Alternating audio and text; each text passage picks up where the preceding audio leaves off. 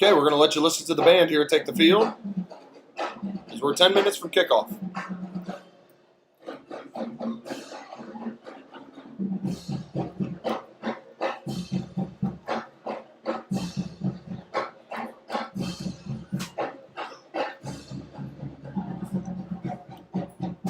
Ladies and gentlemen, introducing the pride of Sidney, the Sidney High School marching band.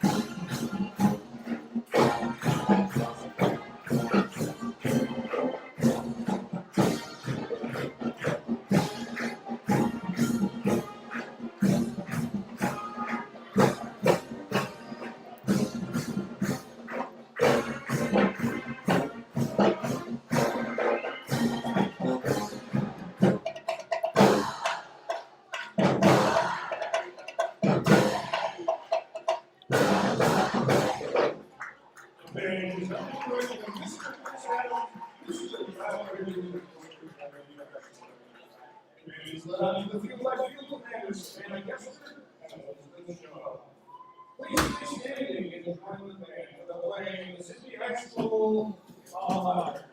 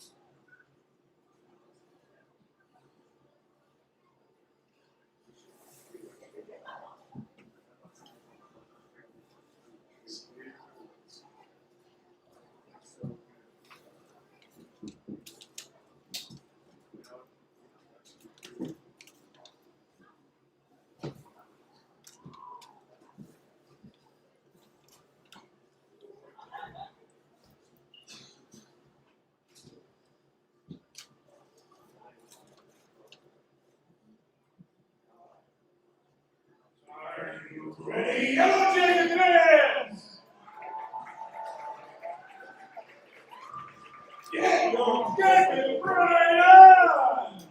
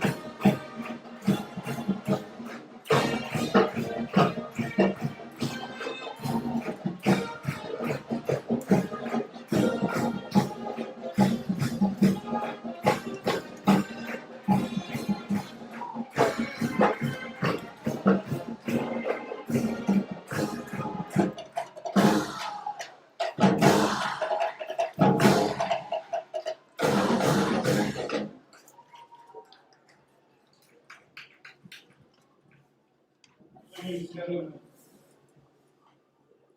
When we were young, we were taught about the attack on Pearl Harbor, which precipitated the United States entering World War II. Those younger than 9/11 attack 19 years ago, which we commemorate today, we exhort you to better understand this turning point in our nation's history. Today, Patriots Day, we witness it as transpired and never forget it. We remember planes meant for peaceful travel, delivering deadly blows on the unsuspecting. A stream of caregiving heroes who stormed into the breach. Nearly 3,000 fruitful lives expunged. Hearts and minds of the living horrified by that brutal destruction. And Americans galvanized and strengthened in resolve for the fight against terrorism. To you who did not see 9/11 as it happened, like Pearl Harbor before us, we admonish you to never forget as you learn its significance. Now, as high school football brings us together again, even amidst the fight against the viral enemy, let us stand together in a minute of silence in remembrance of September 11, 2001.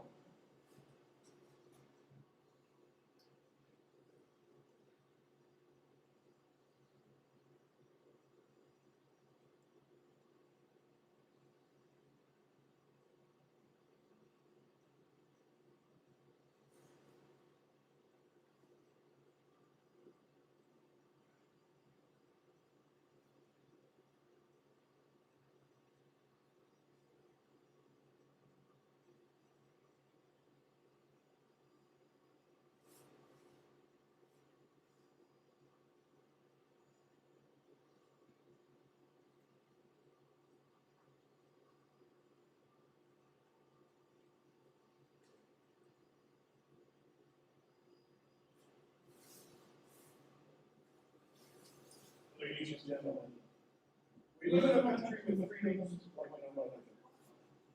To honor those who have fought and for those who continue to fight to preserve our way of life. Please remain standing for the band playing our national anthem, the Star-Spangled Banner.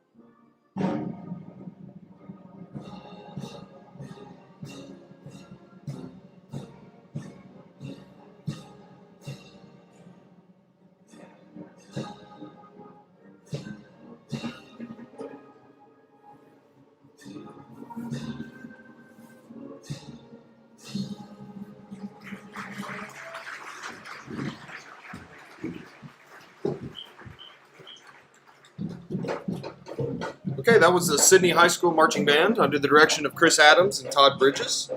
They sounded good for a first game, didn't they, Coach Ward? Yeah, absolutely. Looks like they're halfway into the season on their where they're at in their game. Of course, this is the first football game that the band's been able to perform at, not being able to head on the road with the Yellow Jackets.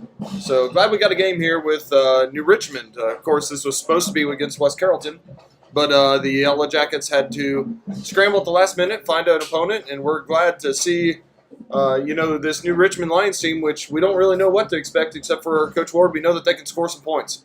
Yeah, absolutely. I mean, as we talked about earlier, last week was a basketball-type score, and, the first game they were very balanced offensively, passing and running. Last week they relied on the running game a little bit more, but put up a ton of points. Okay, once again, thanks for joining us. This is brought to you by SHS TV Productions.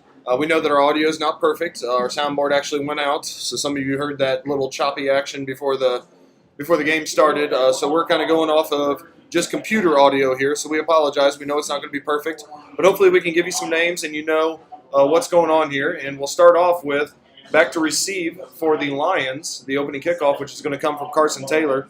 Number 1, Matthew Duty, a sophomore running back and linebacker, and also number 19, Bo Snyder. Hey, that's a good last name. Yeah, I mean, that's what some people think, at least. He doesn't spell it right, though. Snider.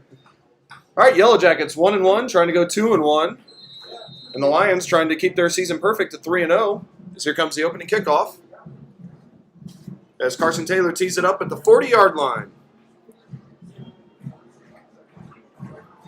There's a nice high kickoff that's going to be fielded at the 10-yard line by Duty. He has a nice hole in the wedge, but he's going to be taken down by number 15, Nick Spriggs.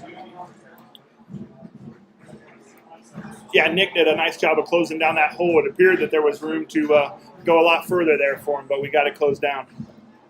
Yellow Jackets, once again, have their opponents start inside the 30, which is always a win in high school football. As the Lions are going to start at the 29-yard line, it'll be 1st and 10.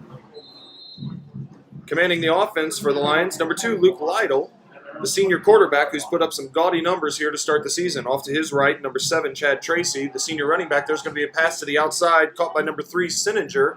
Sininger is going to get up for about 7 yards. He's going to be tackled by Jacob Wheeler.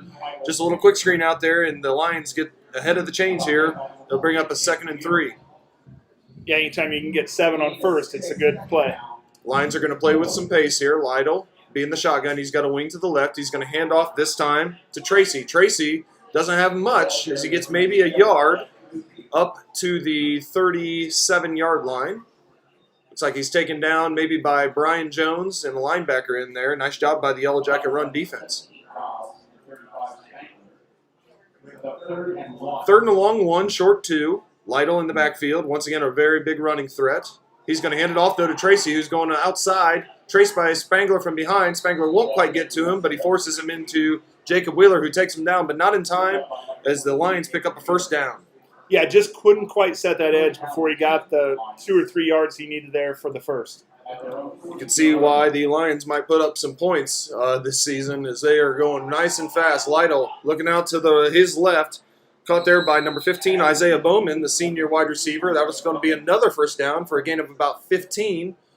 Across midfield, down to the Yellow Jackets' 42-yard line. The Lions look like they have a nice rhythm here to start the ballgame. Yeah, Jackets are going to have to adjust to this pace. Lytle in the backfield. Snaps a little low, but he handles it. Rolling out to the right. Chased by Swiger. The pass is going to be caught by number 9, leading receiver, Caden Pollard. Did a nice job of going down and getting it. Looks like a gain of 5 or 6. He's going to bring up 2nd and medium for the Lions. Yeah, you know, the Jacket corners are playing off a little bit. Right now they're taking advantage of that. Let's see how we adjust. Lytle has a wing back to the right. Tracy to his left in the backfield. 2 receivers to his left and Pollard solo right. Snap goes to Lytle. He's going to hand it off to Tracy up the middle. He's going to be stopped by Jackson Pettit and number 17, Damon Dobbs, for a short gain. That's going to bring up 3rd and 4. Yeah, big play here. You know, they've been on the move, but if they can get a stop here, flip the field, we have a good shot. 3rd and 4. Lytle in the backfield. He's going to hand it off to Tracy again. Tracy picking his way through the right side of the line. Going to be taken down by Vordermark, but not before he picks up 5 yards and a 1st down as the Lions continue to move the ball down the field. Fast pace here for the New Richmond Lions. They're going to send 2 receivers to the left in Austin Suttle and number 3, Tyler Sininger. Once again, Lytle in the backfield. He's going to hand it off to Tracy again to the right side. Looks like the same play on a power play to the right. Taken down by Bo Davis, Jackson Pettit, and Devin Taborn in on his first tackle of the game. Only a 1-yard gain. That's going to bring up 2nd and 9 from the 30. Yeah, the Jackets had that one snuffed out. They weren't falling for it 2 times in a row. Substitution as the wingback comes out for the Lions, and they're going to go with a 4 wide receiver set, which I'm guessing is probably more of a passing formation for them. Lytle will be in the backfield, once again with Tracy to his left. Yellow Jackets showing blitz. There's going to be a handoff to Tracy. Tracy with a nice cutback to the left side. He's going to be taken down by Curtis Spangler, but not before a gain of 7, and that's going to bring up a 3rd and 2. That was pretty patient running there by Tracy. Yeah, he waited for the hole to open up, and then he just squirted through there. big play here for the Yellow Jackets. Lions not known for long drives, as they are kind of a big play offense, but they're doing a nice job here sustaining as they have 3 first downs, looking for another here on 3rd and 2, 3rd and 3. Handoff goes to Tracy again to the right side. He's going to have the first down. So he works inside the 20 down to the 19-yard line, and the Lions enter the Yellow Jackets red zone. A lot of substitutions here by the Jackets to keep them fresh. And those substitutions are going to bring some flags onto the field. Maybe the Yellow Jackets didn't quite get that 12th man off the field on the substitution. We'll listen in.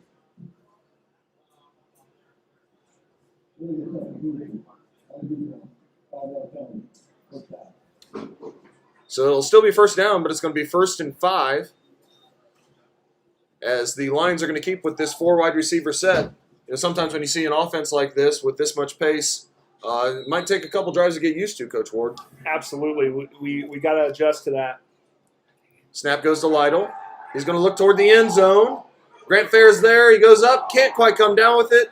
As number 9, Caden Pollard, goes up and gets it in the back corner of the end zone, and the Lions strike first. That was just great coverage, but that's just a guy going up and getting it. Nice play by Pollard. Yeah, great coverage. Just a little better catch there. He just went up and got it over top of Fair. That's going to make the score Lions 6-0. We'll update our scoreboard here in just a second. 8:35 to go as they are in a muddle huddle. We'll see if they call everybody over. Jackets well prepared, and they line up well, so the Lions are going to bring them in and attempt to kick here.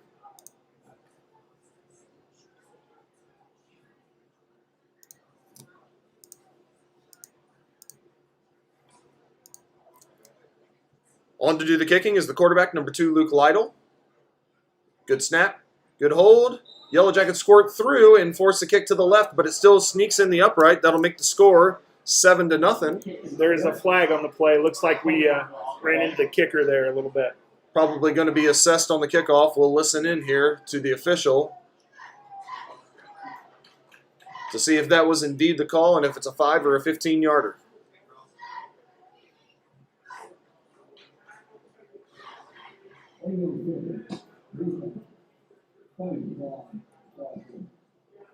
Will be indeed a 5-yard penalty. And with 8:35 to go in the first quarter, New Richmond 7, Yellow Jackets 0. We'll be back in just a moment.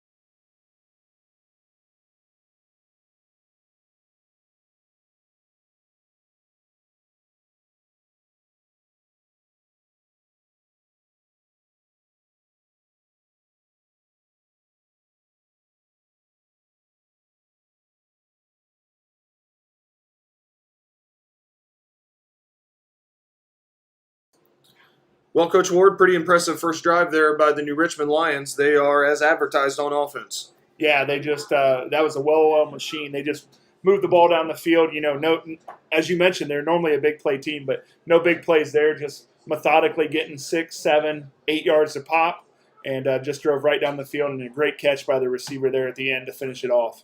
Do-it-all quarterback, number 2, Luke Lytle's going to tee it up on the left hash. Back for the Yellow Jackets, number 5, Isaiah Clark, and number 14, Jacob Wheeler. On that first drive, Lytle was 4 for 4 for 53 yards, and Tracy, the running back, had 7 carries for 26 yards. And, of course, the touchdown pass from Lytle to Pollard. Nice kick all the way back to the 3-yard line taken by Wheeler. Wheeler gets a middle wedge, and he's going to break through up across the 30 to the 35 and down near the 40-yard line. Really nice field position there for the Jackets. Good return by Jacob Wheeler. Yeah, you know, he showed the patience there that we talked about the New Richmond running back showing on their drive. So Yellow Jackets start off with good field position on the 39-yard line. Cedric Johnson, the senior quarterback, number 12, will command the Yellow Jacket offense as he comes out with 4 wide receivers. And all-conference running back E.J. Davis to his left. He's going to hand it off to Davis. Davis met at the line, but fights forward for 2 yards up across the 40 to the 41-yard line. Maybe a missed assignment there. E.J. Davis's helmet comes off, so he'll have to come off for a play. Yeah, he was hit pretty early there. I don't know if it's a missed assignment or what, but they met him real early. He didn't have a chance to get going there. 4 wide receivers for Cedric Johnson. He's going to have 2 to his left, and Avante Martin and Isaiah Clark, and 2 to his right, and Jacob Wheeler and Sam Reynolds, number 19. The starting offensive line from left to right is going to be Huggins. We'll get that for you here after this play. Cedric Johnson in the backfield as he has E.J. Davis to his right. I'm sorry, Devin Taborn to his right as E.J. had to come out. That's going to be just a 2-yard gain. Fumble on the play, but first Devin was on the ground. E.J. Davis is going to check back in, but only 2 yards on each of the Jackets' first 2 runs. That's going to bring up 3rd and 6. Big play here for the Yellow Jackets. Don't want to give the ball right back to New Richmond. No, they need to convert here so they can keep it moving and don't let the momentum go totally to New Richmond's side.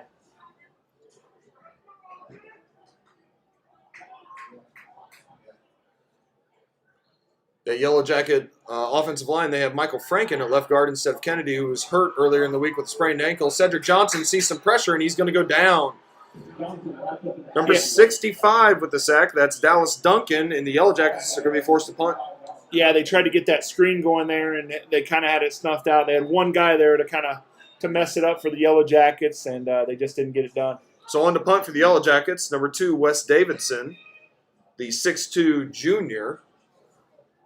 The Yellow Jackets looks like they have a new long snapper in there, number 38, which is Miles Vordermark, a sophomore. So Davidson back to punt, back to receive is number 19, Bo Snyder. He's going to fair catch it near the 35-yard line.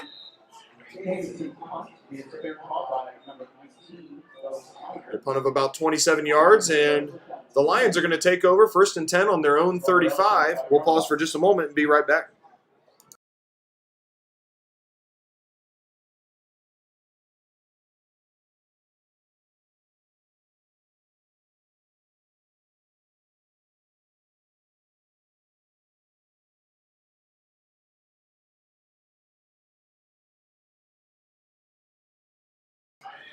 Okay, the Lions take over, 1st and 10 on their own 35-yard line. Lytle in the backfield.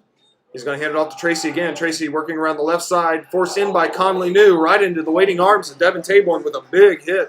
That's only going to be a 1-yard gain, if that. Nice play there by Conley New and Devin Taborn. Yeah, we talked about before the game how Taborn's been really bringing it. You know, he brings a lot of pack behind that, and he did on that play as well.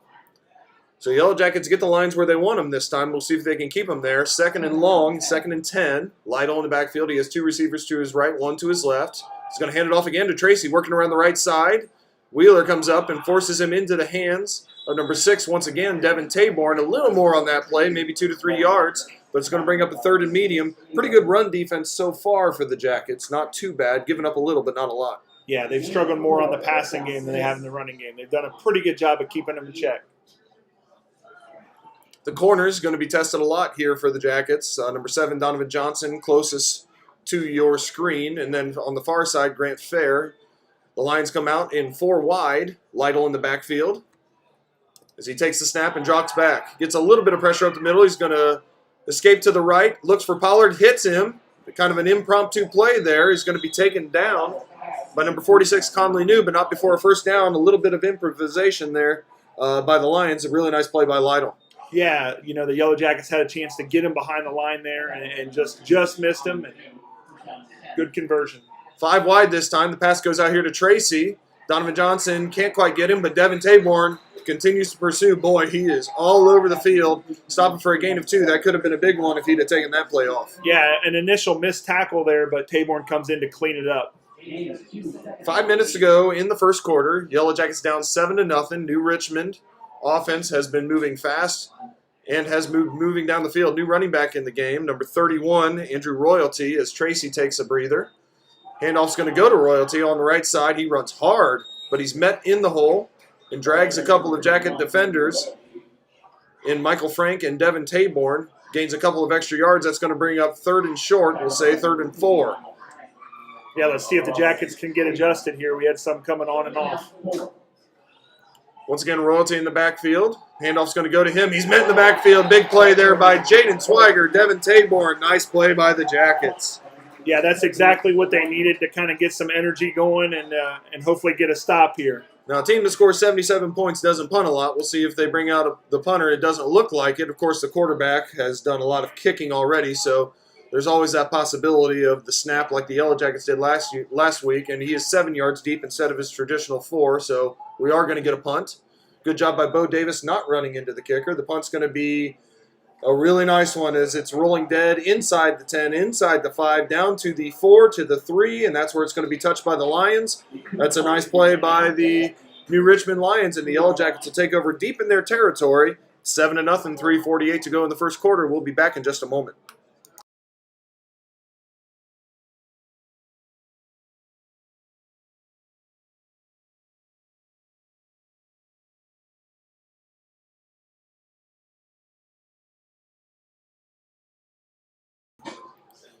Yellow Jackets take over deep in their territory. Coach Ward, the running game didn't get going last time. Deep in your territory, you might need it here.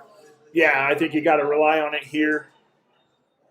Cedric Johnson fakes the handoff to E.J. Davis. He's going to be met at the line as, once again, great penetration by the Lions. Pretty far away. It's kind of tough to make out the numbers. Looks like number 41, Brady Payne, was right there. And along with Pollard, who has the touchdown for the Lions. No gain on the play. 2nd and 10 for the Jackets. Yellow Jackets send trips to the right. Avante Martin solo to the left. Brian Jones doing the snapping. Cedric Johnson with his toes and heels in his own end zone. He's going to hand off to E.J. Davis around the right side. He has a little bit of running room. Out across the 10. E.J. Davis lowers his head out across the 15 to the 16-yard line. Out of bounds. That's going to be a first down. Boy, I like seeing him get that edge and getting downfield. He's dangerous when he does that. Yeah, and it's really important to do that when you're that deep in your own territory to get a little breathing room and maybe get something going here. So the Yellow Jackets move it out of the deep in their own territory, still in their own territory inside the 20, but a little bit more comfort. Of course, last week the Yellow Jackets gave up a safety when they were deep in their own territory. This time we have trips to the left for Cedric Johnson. He takes the snap. Fakes a handoff to E.J. Davis. Squirts through the hole. Cedric Johnson out across the 30 down to the 32-yard line. Nice gain by Cedric Johnson of 16. And that's going to be another Yellow Jacket first down and another one on the ground. Yeah, that was a nice read by Ced. He read it real quick and just got it right up the middle and got some good yardage. 2 receivers to the left and 2 receivers to the right for Cedric Johnson. Brian Jones snaps it to Johnson. He's going to pass it. It's going to be batted at the line, intended for Sam Reynolds. Just into the boundary there, not a lot of room, and a really nice job there by number 31, Andrew Royalty, as he got his hands up, and the ball hit him right in the paws, and that was going to bring up a 2nd and 10. Yeah, you know, the Jackets are trying to take advantage of their aggressiveness, but they're doing a nice job getting their hands up and really contesting those screens. 3 receivers to the left. Cedric Johnson going to hand off. No, he fakes it to E.J. Davis. Keeps it himself. Squirts under a tackle. Out to the 37, 38-yard line.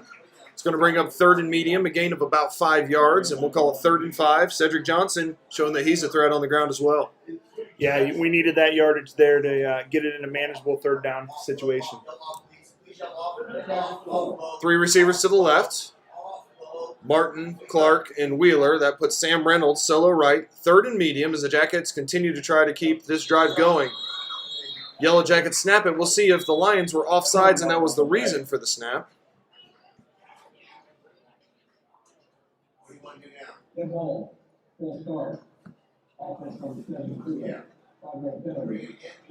Yellow Jackets jump a little too soon there, and that takes you from a 3rd and 4 to a 3rd and 9, and that hurts, doesn't it? Yeah, it makes it a lot more difficult on 3rd down here. You know, that limits your options as to what you can go to in this situation. Ball on the 33-yard line. 3rd and 9 for the Jackets as we go under 2 minutes to go in the first quarter. 2 receivers to the left, 2 to the right. No deep safeties this time for the Lions as they play, looks like some pressure man-to-man. Cedric Johnson looking to the left. He's going to go over the top to Jacob Wheeler, but the ball is overthrown. Wheeler had a step, but Johnson was forced to throw it early. It's incomplete, and the Yellow Jackets are going to send out the punt team again. Yeah, they had a chance there to get them over the top. You know, they've been playing pretty tight up there and tried to go over the top, but just couldn't quite connect. That'll bring out the punt team for the Jackets for the 2nd time in the ball game. A couple first downs there to flip field position a little bit as they started that drive on their own 3-yard line and will punt from the 33 after a couple of first downs on the ground. Wes Davidson will punt from the snap of Miles Vordemark. Comes the snap. It's a little high. Davidson handles it fine. The kick is going to hit the ground near the 45-yard line and get a nice jacket bounce. It's going to go inside the 35. It's going to be batted back inside the 30, but I believe the ball is going to come back out to the 34-yard line, and that's where the Lions will start, right in the middle of the field. 1:28 to go in the first quarter. We'll be back in just a moment.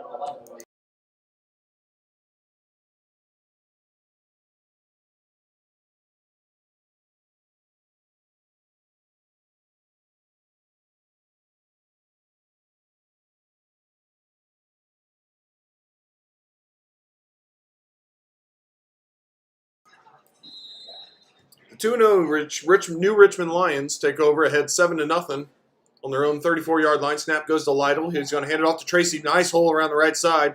It's going to be tackled by Swiger and Taborn, but not before a gain of 6. That'll bring up 2nd and 4, 1:20 to go in the first quarter. Yeah, nice movement up front there on that play. Wing to the right, 2 receivers to the right into the boundary as there's a solo receiver down here to the left. Lytle and Tracy in the backfield. Lytle takes the snap. He's going to throw it out here to the left on a quick out to number 15. That's Bowman. Bowman makes 2 men miss. Out near midfield. He's going to be finally taken down by a couple of Jackets, but not before a first down as the Lions continue to strike quickly. Under a minute to go in the first quarter. Same formation for the Lions. Tracy to the left of Lytle.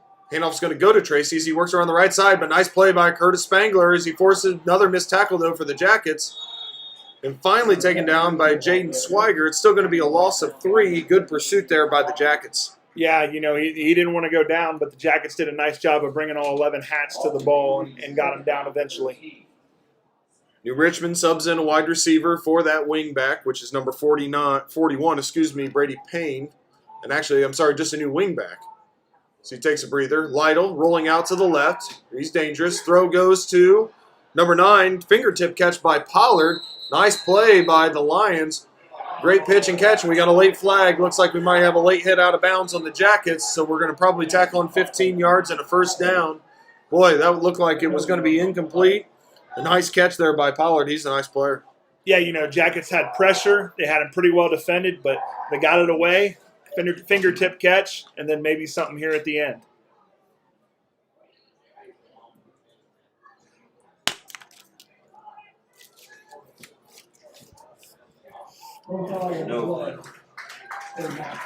There is no flag on the play.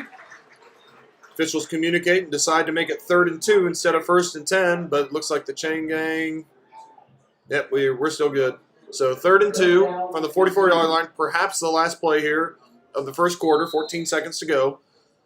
Lytle, 2 receivers to his right. He's going to hand it off to Tracy. No, he's going to keep it himself. He's going to be taken down by Dobbs in the backfield. I'm sorry, not in the backfield, but only a gain of 1. And that's going to start the second quarter with an interesting 4th and 1. I'm sure that the Lions will probably go for it with the success that they've had on offense, but we'll find out in just a few minutes. 7-0 after the first quarter. The New Richmond Lions lead the Sidney Yellow Jackets. We'll be back in just a few minutes. Thanks for joining us.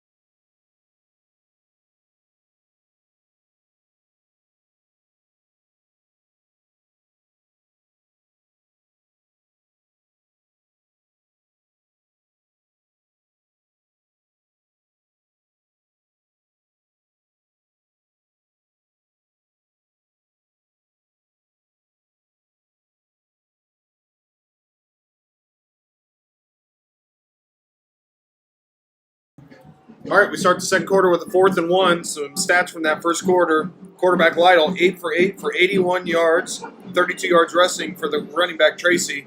Boy, they've been efficient, and the pace caught the Yellow Jackets off guard a little bit there at the beginning. Yeah, I think they've adjusted to it some, but they're still doing a nice job of getting some push up front and making some completions. 4th and 1. Lytle's going to keep it himself with the lead block, and he squirts through across the 40, inside the 35, down to the 32-yard line. Plenty for a first down, a gain of 11. And once again, into Jacket territory go the New Richmond Lions as they're threatening again. Lytle joined in the backfield by number 31, Royalty. 2 receivers to his right. He's going to take the snap and hand it off to Royalty around the left side. Not much there as the Yellow Jackets come up. Nice play by Camden Vordermark as he takes down Royalty for a gain of 2. That'll bring up 2nd and 8 from the 30. And mass substitutions for the Lions. Lions this time have 3 wide receivers, 2 to the right, 1 to the left. Wingback, number 41, Brady Payne to the right. Tracy back in the ball game as he joins Lytle to the left of Lytle. Handoff goes to Tracy up the middle. Nothing doing as he's going to get maybe a yard, maybe 2 as he pushes forward. A host of Yellow Jackets in on the play, including number 54, Keenan Johnson. Once again, not too bad on the run by the Jackets. They've given up a little too much a couple of times. But this has been the problem, getting off the field on 3rd down. Lytle looking up top, miscommunication. The ball's going to go over everybody's head. That's going to bring up a 4th and 6 as Grant Fair on the coverage. Isaiah Bowman and Lytle not on the same page there. Yeah, there was some miscommunication there, and almost had a chance there for Fair to get a piece of that. But 4th down coming up here for New Richmond. 4 wide receivers this time as the wingback checks out of the ball game. Lytle on 4th and 6 will take the snap. Of course, his feet are really dangerous in this scenario, extending plays. He drops back to pass, and he's going to do just that. Escapes to the right. Lytle looking downfield, directing traffic, but he's not going to get there. Nice play in the backfield by Curtis Spangler, Devin Taborn, and Brian Jones. Yellow Jacket defense comes up big, and that's going to hold the score at 7-0 and give the Yellow Jacket offense another crack at it. Yeah, that's a huge play, and hopefully the Yellow Jackets can get something going here offensively and move the ball down the field and at least flip the field if they don't get it all the way in. So the Yellow Jackets have done a little bit of damage on the ground with a couple of first downs, but have struggled to get the air game going, which has not been the case the first couple of ball games. Yellow Jackets come up with a new formation. We haven't seen this year. Bunch to the right. Pitch is going to go to E.J. Davis as he goes around the right side, gets the toss, and he's going to work up to the 35-yard line, shed a tackler. Looks like a gain of 5 for E.J. Davis. Of course, that's the old pack everybody in and try to get one of your best athletes on the edge. Yeah, they were trying to bring everybody in and then get the outside on him. So they did a nice job and set up a good 2nd down situation. 2nd and 5 or 6, depending on how you look at it. Yellow Jackets going to go back to one of their more traditional formations with 3 receivers wide to the left. Sam Reynolds, the sophomore receiver, solo to the right. Johnson in the backfield, joined by E.J. Davis to his right. Johnson takes a snap. He's going to hand off to Davis, but penetration in the backfield. Big-time play there by the Lions. By number 65, Dallas Duncan. That's the 2nd time we've called his name for a tackle for loss. He just blew through the line there. Yeah, too much penetration there for the Yellow Jackets. They got to get that worked on up front and get that figured out.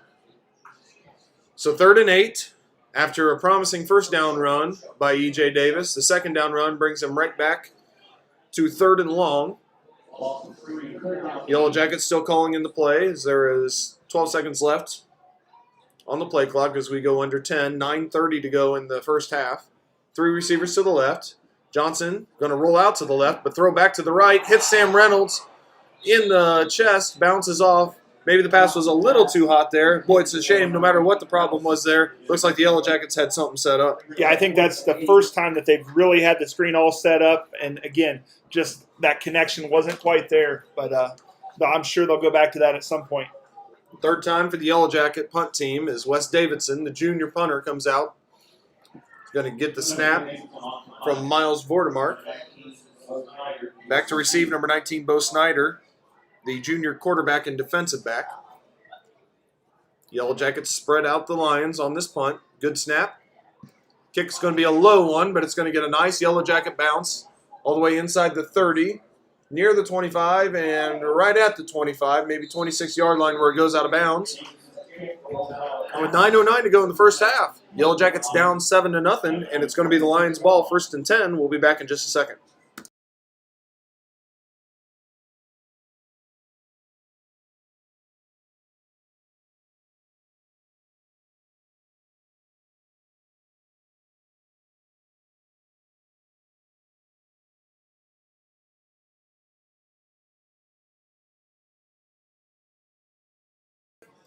Coach Ward, the offense is close, just not quite clicking yet. Going to kind of lean on the defense here, hopefully again for the Jackets to keep this game about right where it is. Excuse me.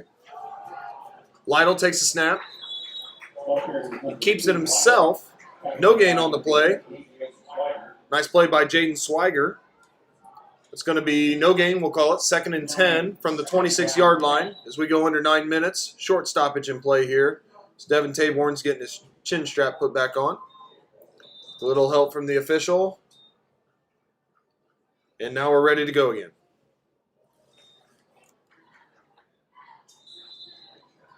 Lytle with Tracy to his right, 2 receivers on each side of him. Drops back to pass, looking deep.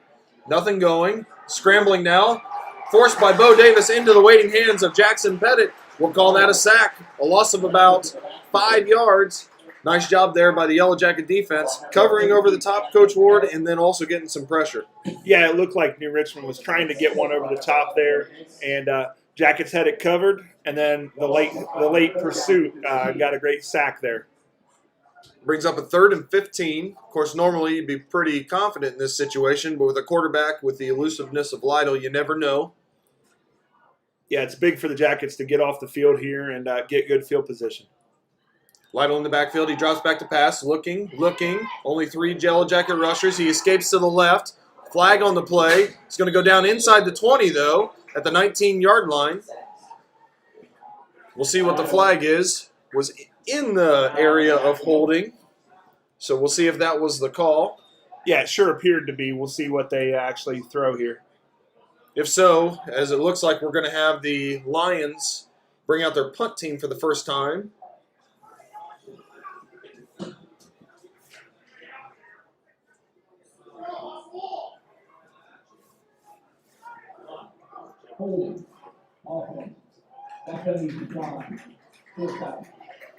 So the Yellow Jackets wisely decline the penalty, bringing up a 4th and 15 from the – actually going to be a little longer than that. Sorry, 4th and 17 from the 19-yard line.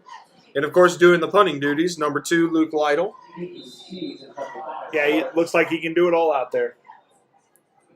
Lytle takes a snap. He's going to punt it. Nice punt. It's going to go out of bounds just across midfield. Across the 50-yard line, Coach Dunn just almost caught it and tried to return it himself. But the Yellow Jackets going to get some of their best field possession of the ball game.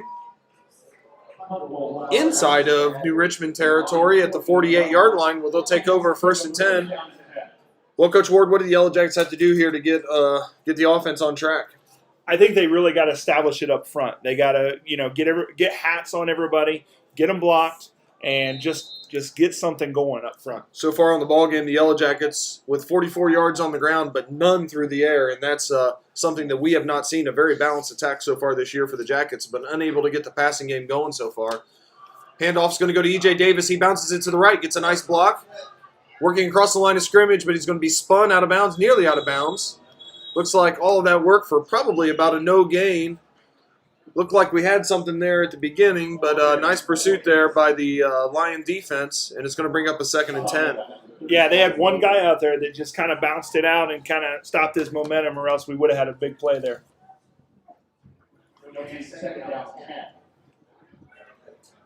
So the Yellow Jackets, 2nd and 10, 7 minutes to go in the first half. E.J. Davis will be to the left of Cedric Johnson. Ball's on the right hash. Maybe Cedric Johnson rolling out to the left here. Instead, he's going to throw it quickly out to the left to Isaiah Clark. Clark bounces it to the outside, nearly gets away. Close to the 40-yard line, we're going to get a flag on the play. Once again in the area of holding, so we'll see the Yellow Jackets got flagged for one. Looks like they're not happy. Yeah, it's kind of unfortunate. They finally got that screen connected there, and looks like it's going to come back. And the penalty indication is indeed holding on the Jackets.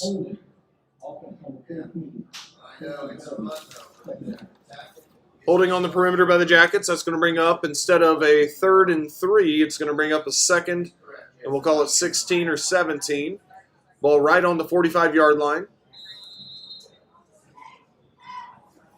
Yeah, I don't think they're going to try to get it all here on 2nd down. I think they'll look to make it manageable on 3rd. Johnson, 3 receivers to his right. E.J. Davis also to his right. Snap is just a little wide. We're going to get a flag that before the snap. That's going to be a false start. And that's going to put the Jackets in even a bigger hole. Boy, when you're struggling on offense, you certainly can't keep committing penalties. Yeah, it's going to be tough here. 2nd and 22 or so. That's not a lot of plays in the playbook for that. So. Don't go to line up in auto 3 show. He's not paying attention to the ball. So we'll see Yellow Jacket offense a little bit discombobulated right now. We'll see if they can get things going a little bit. Michael Frank still in at left guard, in for the injured Kennedy. Yellow Jackets freeze, trying to get the Lions to jump off sides, but they do not. Looks like the Lions doing a 3-3 stack version of their defense. 2 high safeties. E.J. Davis moves to the right of Johnson. Cedric Johnson throws back to the left, completes it to Avante Martin, gets a nice block by Isaiah Huggins. Martin breaks free across the 40, down inside the 30 near the 25-yard line.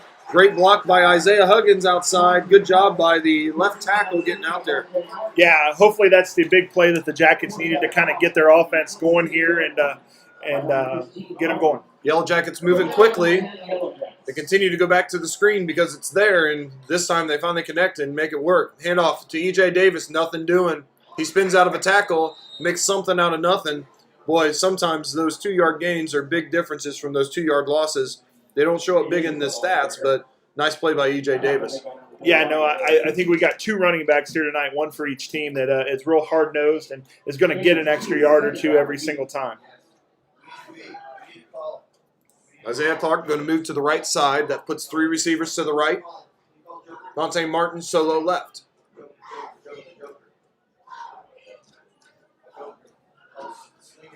Just about 5 minutes to go in the first half. 7-0 is the score. New Richmond with the lead. Fake handoff goes E.J. Davis. Cedric Johnson busts through the left side of the line, inside the 20, down to the 19-yard line. That's going to bring up a 3rd and short. Looks like a 3rd and 3. Nice run there by Cedric Johnson as everybody had their eyes on E.J. Davis. Yeah, he just did a nice job of taking what they gave him. They got a little hold of his jersey there, or he might have had a few more. 3rd and 3, possibly 4-down territory for the Jackets. As they try to freeze Coach DeVere up here in the box. The offensive coordinator looking at the defense. Looks like no high safeties for the Lions. Yeah, So if I know Coach Dunges at all, he's telling him he's got 2 downs here to get it.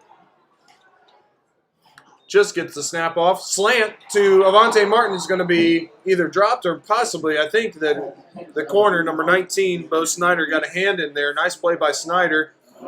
Good idea by the Jackets. Just didn't quite connect on that one. Yeah, that was a nice throw by Johnson there. Just didn't quite get it through there, but that was a tough throw, and he almost threaded the needle.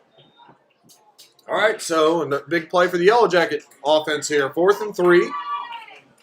2 receivers to each side. E.J. Davis to the left of Cedric Johnson, and we're going to get a timeout on the field. Oh, just for equipment. Sorry.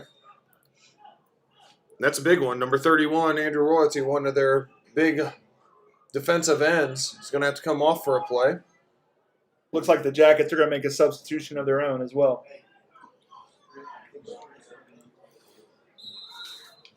It's number 10, Jai Wheeler, coming in for Avante Martin. Cedric Johnson freezes at the line. We'll see if the Yellow Jackets do it again, trying to get the Lions to jump off sides, or if they run a play here on 4th and 3. Play clock down to 10. Johnson takes the snap. He's going to roll out to the right. Johnson looking. Goes to the end zone for Wheeler. Back of the end zone. Incomplete. Wheeler tries to drag his foot. Couldn't quite get it down according to the official. That's going to be out of bounds and a turnover on downs.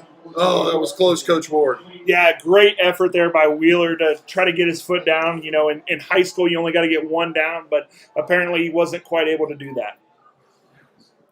So the Yellow Jackets threaten with probably their best drive of the ball game. A little bit of run, a little bit of pass, but unable to convert. And with 4:22 to go in the first half, New Richmond's going to take over. They're ahead 7-0. Of course, to start the second half, the Yellow Jackets will get the ball. They did kick off, so as much as the Yellow Jackets, I'm sure, would like to get the ball back and score, I think equally as important is just getting a stop here, Coach Ward. Yeah, you definitely want to go into halftime, at worst, down 1 score.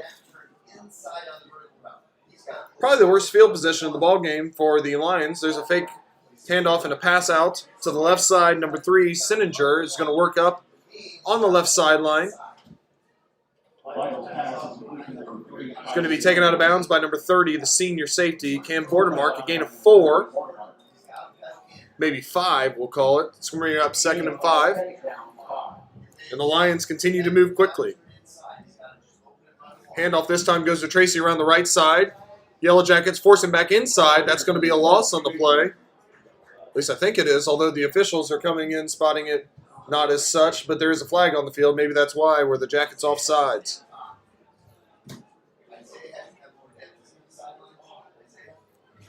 The officials are convening. Maybe they're even talking about alignment issues on the Lions' part. Maybe they're talking about how many receivers were on the line of scrimmage. I should just stop guessing and wait and listen, shouldn't I? Yeah, at this point, it's hard to tell. Looks like they're talking pretty hard on this one. Yellow Jackets pointing as if the penalty is on New Richmond. Illegal shift. So sometimes when you go fast, Coach Ward, not everybody gets set. You got 2 guys moving at the snap of the football, and that you cannot do. Absolutely. Jackets will decline that penalty. And with the loss on the play, that's going to bring up a 3rd and long. There's a loss of about 3 or 4 yards. Ball's back on the 20-yard line. This is going to bring up 3rd and 9 with the declining of the penalty. Under 4 minutes to go in the first half. Yellow Jackets trail 7-0. Jackets have a chance to take advantage of their fast pace here and maybe get the ball back before the half. Lytle with Tracy to his right in the backfield. Drops back to pass. Lytle looking over to the left side. The ball's tipped and caught by Damon Dobbs. Yellow Jackets, the recipient of a nice bounce, and a great job there by Dobbs to continue flowing to the right side. As he didn't give up on the play, he found himself with an interception, and the Yellow Jackets with great field position. Yeah, he kind of turned around and a little bit of a ricochet there that he was able to dive on, and just a nice heads-up play by Dobbs there. Ball goes off the pads of Bowman. Yellow Jackets, number 17 Dobbs, intercepts it, and that'll give the Yellow Jackets the ball on the 27-yard line. 3:35, plenty of time with this field position. See if the Yellow Jackets can convert here. E.J. Davis to the right of Cedric Johnson. Johnson takes a snap. He's going to hand it off to Davis around the left side. Davis gets downfield inside the 20, inside the 15, gets a nice block from Martin down near the 5-yard line, inside the 10. Great job downfield there by the Jackets, and boy, it's really fun to watch EJ when he gets on the edge and turns that corner and gets rolling downhill. Yeah, I think, he's a hard-nosed runner, but I think his favorite is when he can get that edge, use that speed, and just really get going. Bringing back the old quarterback sweep days of junior high in his freshman year. E.J. Davis with a nice gain. Yellow Jackets 1st and goal from the 8. Handoff goes to Davis inside. He's going to be taken down in the backfield. Great penetration there by number 68, Cole Devers, the senior defensive tackle. It's going to be a loss of 1. The Yellow Jackets are going to be at 2nd and goal from the 9 as we approach 3 minutes to go in the first half. Yeah, I think the Jackets are going to slow it down here. Look at what the defense has got and try to make a good call here. E.J. Davis looks a little shaken up, but he's going to stay in the ball game. He'll be to Cedric Johnson's left. Johnson freezes. Looks like we got man-to-man defense across the board. Press man down here, down to the bottom, Avante Martin. Of course, Avante's got a nice frame. We'll see if the Yellow Jackets elect to maybe hit him on a slant or throw it up to him. Johnson back to pass, being pressured to the left. Finds E.J. Davis, but the ball hits the ground. And that's going to be incomplete. Good idea there by the Jackets, but couldn't quite convert, Coach Ward. Yeah, Sed did a nice job of trying to get away and got the ball away, which is the big play here. You don't want to lose yardage in this situation. So 3rd and goal. Of course, with Carson Taylor, Yellow Jackets are in field goal position, so it'll be up an interesting choice for Coach Dunges. But, of course, from a Sidney perspective, they're hoping for 6, and we don't have to make that decision. Bunch formation to the right. Johnson takes the snap. He's going to pitch it to Taborn. Taborn gets out to the right side. Gets a nice block inside the 5. We're going to get a flag on the play, a hold on the edge. So now an interesting decision from New Richmond, as it's going to be either 4th and goal from the 4 or 3rd and goal from the 15. We'll see what they elect to do. I'm assuming that this is a hold out there on the perimeter on the Jackets. Yeah, not an easy decision here. You either force the Jackets to take a field goal attempt, most likely, or give them 2 downs to try to get the score. Absolutely sound. So the Lions elect to take the penalty. Never a bad decision to take the yards. It'll be a 10-yard penalty, which is going to take it out near the 15-yard line to the 14. So 3rd and goal from the 13.5-yard line. Evan Kennedy back in for the Yellow Jackets at left guard. That's a good sign. You know, he's a nice, experienced player in there for him up front. And it also allows Michael Frank to focus a little more on defense, as he's been going 2 ways for the Jackets. Really nice job here by Michael Frank in the early going. Cedric Johnson takes a snap, fakes the handoff, looking for Reynolds. He drops the ball. Johnson battling with the Lions for the ball back. He wrestles it away. I think the Yellow Jackets wanted to throw a screen, but it looked like the Lions jumped it. They knew it was coming. Yeah, lucky bounce there that we got. The Yellow Jackets got it back. So 4th and goal from the 18. We'll see what the Jackets elect to do. See if they try to hit Martin maybe in the end zone or Reynolds with their size on the outside, but we're not going to find out until after a timeout by New Richmond, as they're trying to save a little bit of time for themselves when they get the ball back after this play, whether it's a score for the Jackets or whether they make the Jackets turn it over on downs. 7-0, 2:08 to go in the first half. We'll be back.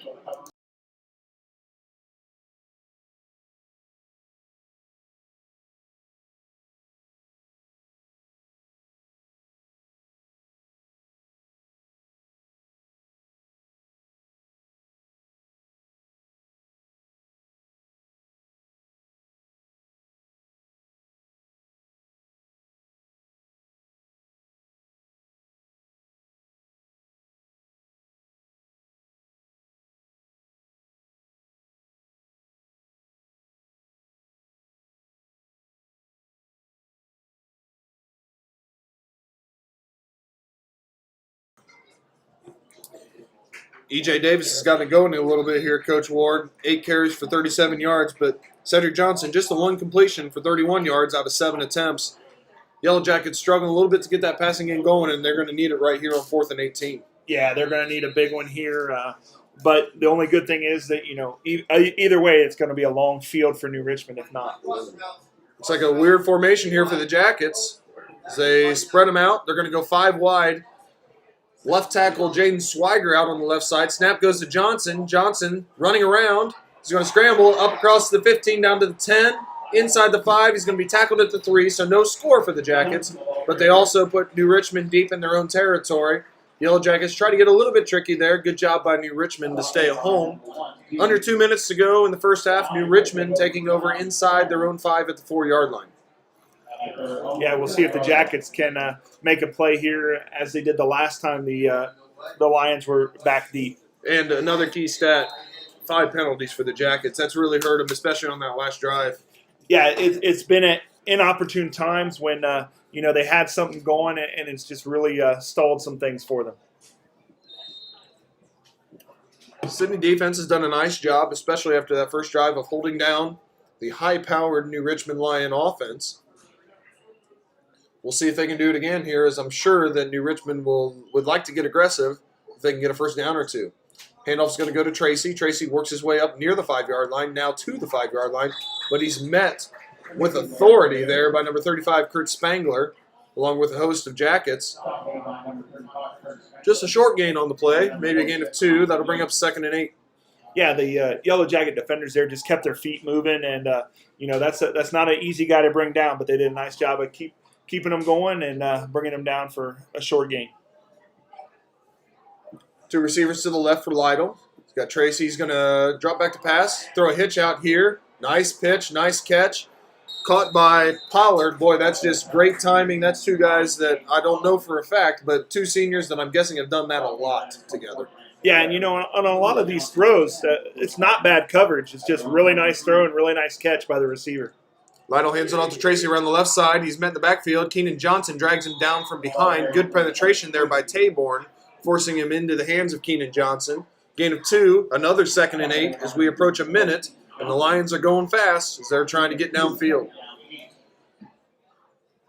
Lytle ready to take the snap. He drops back to pass, looking over the middle, and it's going to be threaded inside, now maybe taken away by Camden Bordermark. It is! That's not giving up. Great job by Camden Bordermark. looked like a completion to number 3, Tyler Sinninger. But what a play by Bordemark to take it away from him. Yeah, honestly, it looked like Bordemark just wanted it a little bit more there at the end, and he ended up with it. And the Yellow Jackets have a chance here. Something to keep an eye on. Number 77 was in on that play for the Jackets. Was a little shaken up, and he's asking for the ball. I thought he was asking to come out. That's Brian Jones. Of course, you never want to see your center come out. And Brian's a really, really good one. But the Yellow Jackets, we'll see how aggressive they get here. Ball inside of Lion territory at the 48-yard line. Only 50 seconds to go, but the Jackets do have 3 timeouts. So, of course, that coupled with the fact that clock stops on a first down in high school football, Yellow Jackets pretty much still have the whole playbook at their disposal. Yeah, we'll see what they dial up here. Johnson has E.J. Davis to his right. Drops back to pass. A little bit of pressure. Great pocket, though. He's going deep to Martin. Down the sideline, just out of his reach, out of bounds. Boy, that's the first, what I would say, really, really good pocket there for the Jackets. And Johnson takes a shot, and the Jackets nearly connect. Yeah, he actually had room there to step up in the pocket, get some rhythm into the throw, and just quite couldn't connect there. Second down, 10. 2nd and 10, score from other games. Pick was beating Greenville 35-0. Butler and Troy knotted at 7. Xenia beating Stebbins 14-3. 3 receivers to the right. Cedric Johnson with E.J. Davis to his left. Johnson takes the snap, drops back to pass. Another nice pocket. Johnson scrambling to the left. He's going to run it. Gets across the 45, down near the 40 to the 41-yard line. That's going to bring up 3rd and short. Yellow Jackets will take a timeout.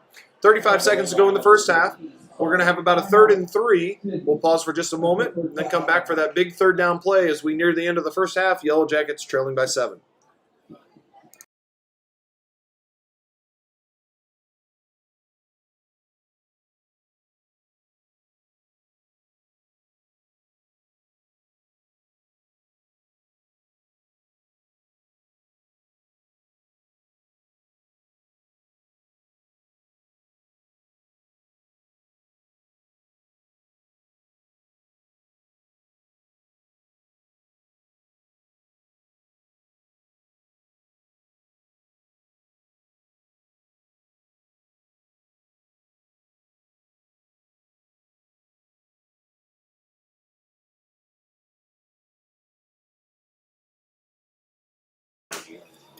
Well, the Yellow Jackets have 2 rushers that are near 40 yards. Johnson just over 40 yards with 42 yards.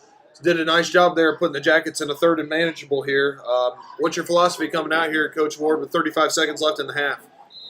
Obviously you got 2 downs here. Most likely, Coach Dunges is telling them that. I think you got to make sure you get the first down and then maybe take a shot. Johnson has 2 receivers to each side, and E.J. Davis to his right. Takes the snap.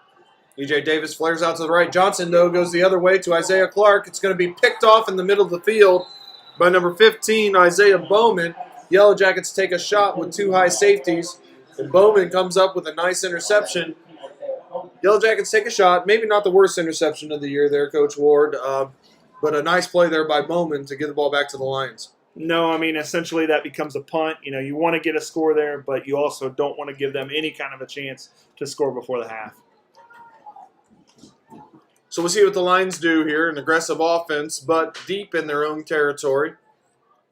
1st and 10 from their 8-yard line with 28 seconds to go in the first half. Of course, the Yellow Jackets will get the ball coming out of the second half. Yeah, I'm sure Coach Coleman's here just making sure that, nothing over the top, playing solid defense, and get to the half. This might be a spot where they run Lytle and see if he can break one. Had 160-plus yards last game. He's going to take a knee. The Yellow Jackets are probably going to be content with only 2 timeouts. They can only stop the clock twice.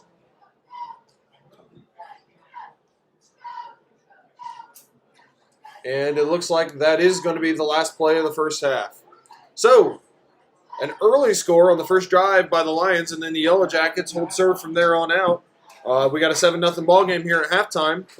We're going to leave the camera on here. Hopefully you can hear the band as much as possible. We'll step away, and then we'll be back after the band performs under the direction of Mr. Chris Adams and Mr. Todd Bridges. Once again, Yellow Jackets trail 7-0. Thank you all for joining us.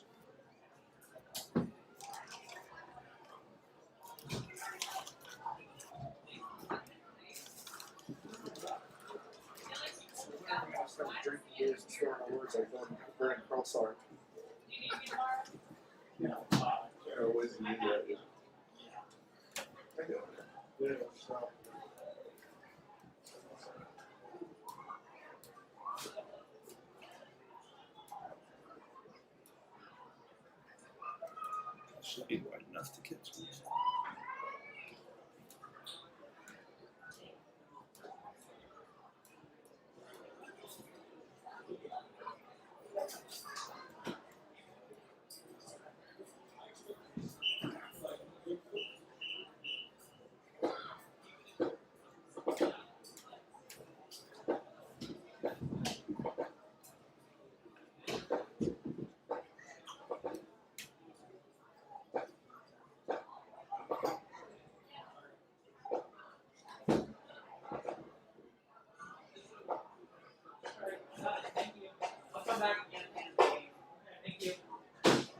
Ladies and gentlemen, introducing Private Sidney. The Sidney High School marching band.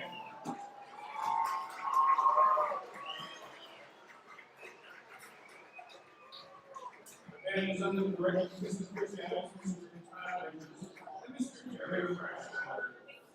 The band is led out of the field by the commanders with Christopher and Elizabeth Shaw. Tonight, the Private Sidney pays tribute to movie megaheads. We are proud to present the timeless music from the Wizard of Oz.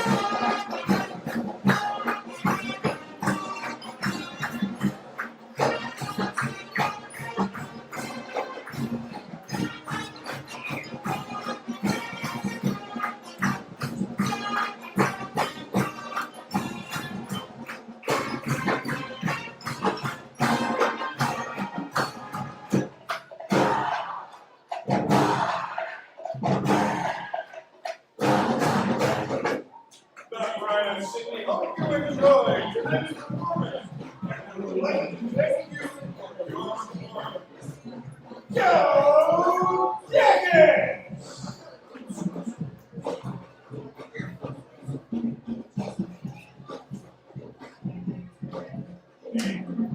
Sidney still has points.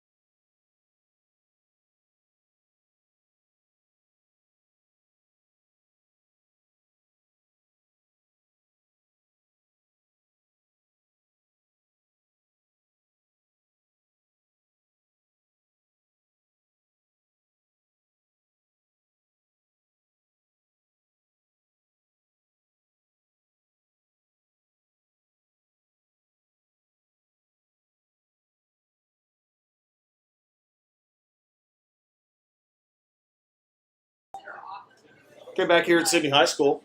Once again, I'm Greg Snyder along with Mike Ward and our stat man, Ed Snyder. Speaking of that, a couple stats from the first half.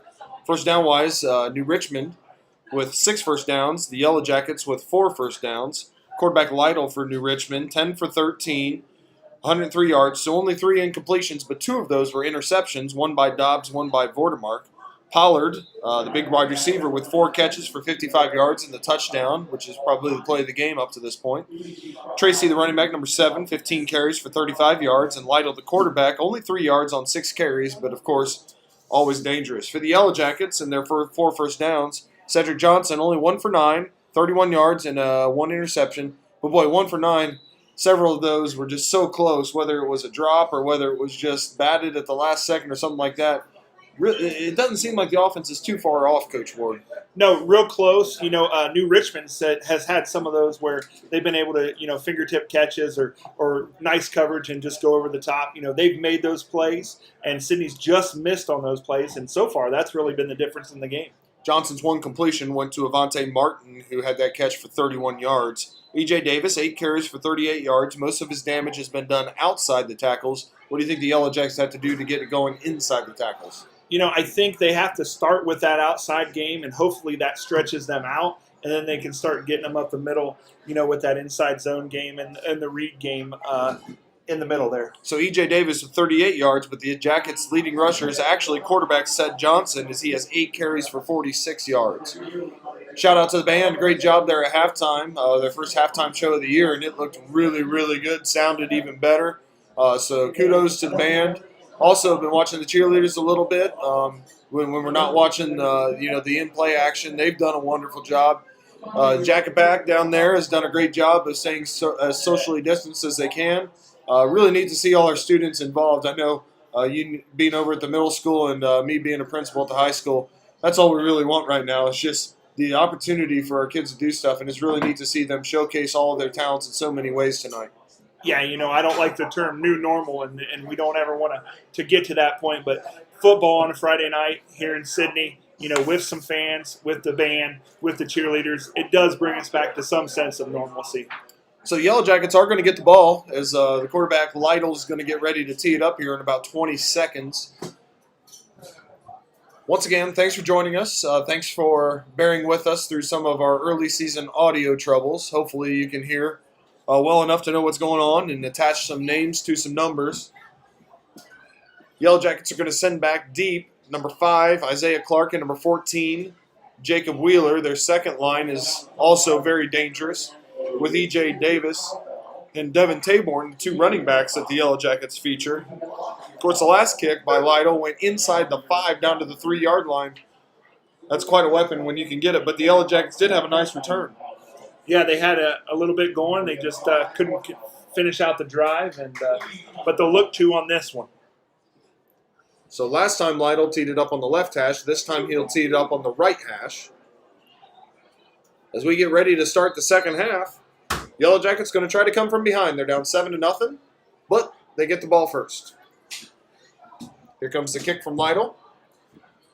Not as good as the first one. This one's going to bounce. It's going to be taken by number 7, Donovan Johnson, the corner. He's going to go work up across the 30, near the 35-yard line. Looks like down at the 33.5 or 34-yard line. We'll see where they spot it. Right at the 34. So the Yellow Jackets will take over 1st and 10 on the left hash on their own 34-yard line. Like we said, 4 first downs in the first half, but haven't been able to sustain anything consistently. We'll see if the Jackets can do that here. Yeah, those penalties in the first half just really hurt them, and let's see if they can limit those in the second half. Same starting lineup except for Evan Kennedy in at left guard for Michael Frank. Other than that, 3 receivers to the right. Handoff's going to go to E.J. Davis around the right side. He turns the corner, gets upfield across the 40, out near midfield. That's a nice first down run for E.J. Davis. He picks up 13 and a first down. Good start to the second half for the Jackets. Yeah, it's obvious early they're going to go back to what worked in the first half and getting E.J. out on the edge. Those receivers are doing a nice job out there blocking, and they've got something going there. First play, and that's a first down for the Jackets. They flip the formation as they have 3 receivers to the left now and E.J. Davis to the right. Sam Reynolds up top, solo. Cedric Johnson going to keep this one. He's going to work out across the 50. Obviously a read play there because the Yellow Jackets had two guys pulling to the left, but Cedric Johnson keeps it to the right, gains 8 yards, and that's going to bring up a 2nd and short. Sid does a nice job of just avoiding the tackle. You know, he's good at shifting his body and avoiding the big hit and getting some extra yardage in there. Reminds me of myself a little bit. In your younger days. Yeah, much younger days. 3 receivers to the left for the Jackets. Sam Reynolds up top to the right again. E.J. Davis this time looks like he's going to line up on the left. We have a timeout on the field. Official timeout. Looks like we're going to get, I'm sorry, I didn't see it. Matthew Duty, number 1, had a little bit of a helmet issue, so substitution at linebacker for the Lions for at least 1 play. Now we're back to action. E.J. Davis will actually line up on the right. So same formation as last play. 2nd and short for Sidney. Xenia leads Stebbins 16-10. Of course, the Yellow Jackets fell to Stebbins last week by 2, and they play Xenia 2 straight weeks coming up. Cedric Johnson keeps it again to the right side. He goes up the sideline, inside the 30, inside the 25, out of bounds near the 20-yard line. Kind of a similar play there. 2 pullers to one side. Cedric Johnson keeps it to the other side. Little misdirection by the Jackets. Good read by Johnson. Another first down for the Jackets. Yeah, and Ced really showed that burst there that he does have. You know, he doesn't get a lot of opportunity to get in the open field, but when he does, he can really turn it on. So 1st and 10 for the Jackets all the way down to the 18-yard line. That was a big chunk of yardage for the Johnson as he continues to be the leading rusher for the Jackets with E.J. Davis close behind. Johnson takes a snap. He looks out to the right side. Ball is knocked out of his hands. Looks like maybe as the running back crossed his face, knocked the ball out of his hands, but he recovers it. But that's the first time on this drive the Yellow Jackets haven't gotten some real positive yards on first down. That's going to bring up a 2nd and 11. Yeah, we talked about the miscues in the first half really hurting them. Let's see if they can make sure that that one doesn't end this drive. We approached 10 minutes to go in the 3rd quarter. Jackets still trail by 7. Opening drive scored by the Lions, but no score by either team since, although there's been plenty of threats, especially by the Jackets. There's a screen out to Jacob Wheeler. Spin move inside the 10, inside the 5, down to the 3. Wheeler showing off his moves, makes a guy miss in the open field, and that's where you think the Jackets probably have an advantage. If they can get guys in the open field, you got to feel good about things. Yeah, you like those guys out there with the speed and the elusiveness they have. Jackets going quickly. Handoff goes to E.J. Davis. Up the right side, plows down to the 2, into the end zone. E.J. Davis gets a nice little push initially, but does the rest by himself. E.J. Davis, 3-yard touchdown run. Jackets on the board. Yeah, E.J. did a great job of just keeping his feet moving, getting through the line there and really just pushing those last couple guys in there for the score. 7-6 is the score. Carson Taylor's going to come on for the extra point. Taylor's going to do this out of the hold of Johnson and the snap from Miles Vortemart. Jackets missing 1 player. Zane Klein runs on late. Yeah, they still got plenty of time to get him in here. They got about 20 seconds yet on the play clock. Big extra point here for the Jackets. Good snap, good hold, and good kick. Carson Taylor puts it through. The Yellow Jackets with an impressive first drive here in the second half as they put it all together to tie the game up at 7. 9:48 to go in the 3rd quarter. 7-7, we're knotted up. We'll be back with the ensuing kickoff in just a moment.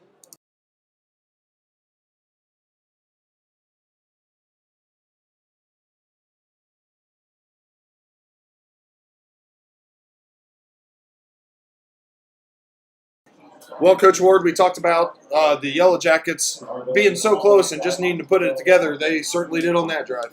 Yeah, we had the one miscue there, and the very next play they had a great play to get them right down there, and then they punched it in. So way to not let that affect them on that drive. Much of the damage done on that drive on the ground, 50 yards rushing for the Jackets. E.J. Davis with 2 carries and 16 yards and a touchdown. Cedric Johnson had 3 carries for 34 yards, including the big one down to the 18-yard line. Also completed a pass to Wheeler for 16 yards. Yeah, I think those outside runs have really started to stretch that defense, and Jackets are going to have an opportunity to use a little bit more of their offense in this second half. So both teams score on their first drives of respective halves as the Lions opened up the first quarter with the score. The Jackets opened up the third with the score. Here's the kickoff from Carson Taylor. The Yellow Jackets were off sides, and we're going to have to come back and do it again. Got a little bit quick there as the Yellow Jackets were ahead of the ball before it was kicked. And that's going to be a 5-yard penalty and a re-kick for the Jackets. Yeah, I think they were a little amped up there after the score. They'll re-kick it here, and hopefully they can limit the field position.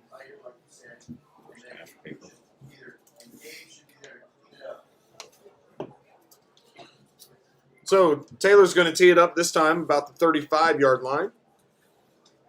And we'll do it all over again. And, of course, the advantage here has to go to the receiving team because not only do they gain 5 yards, but the Yellow Jackets ran down there most of the way, and now they got to go do it again. Yeah, they definitely had the longer run there, and New Richmond should be fresh on this return.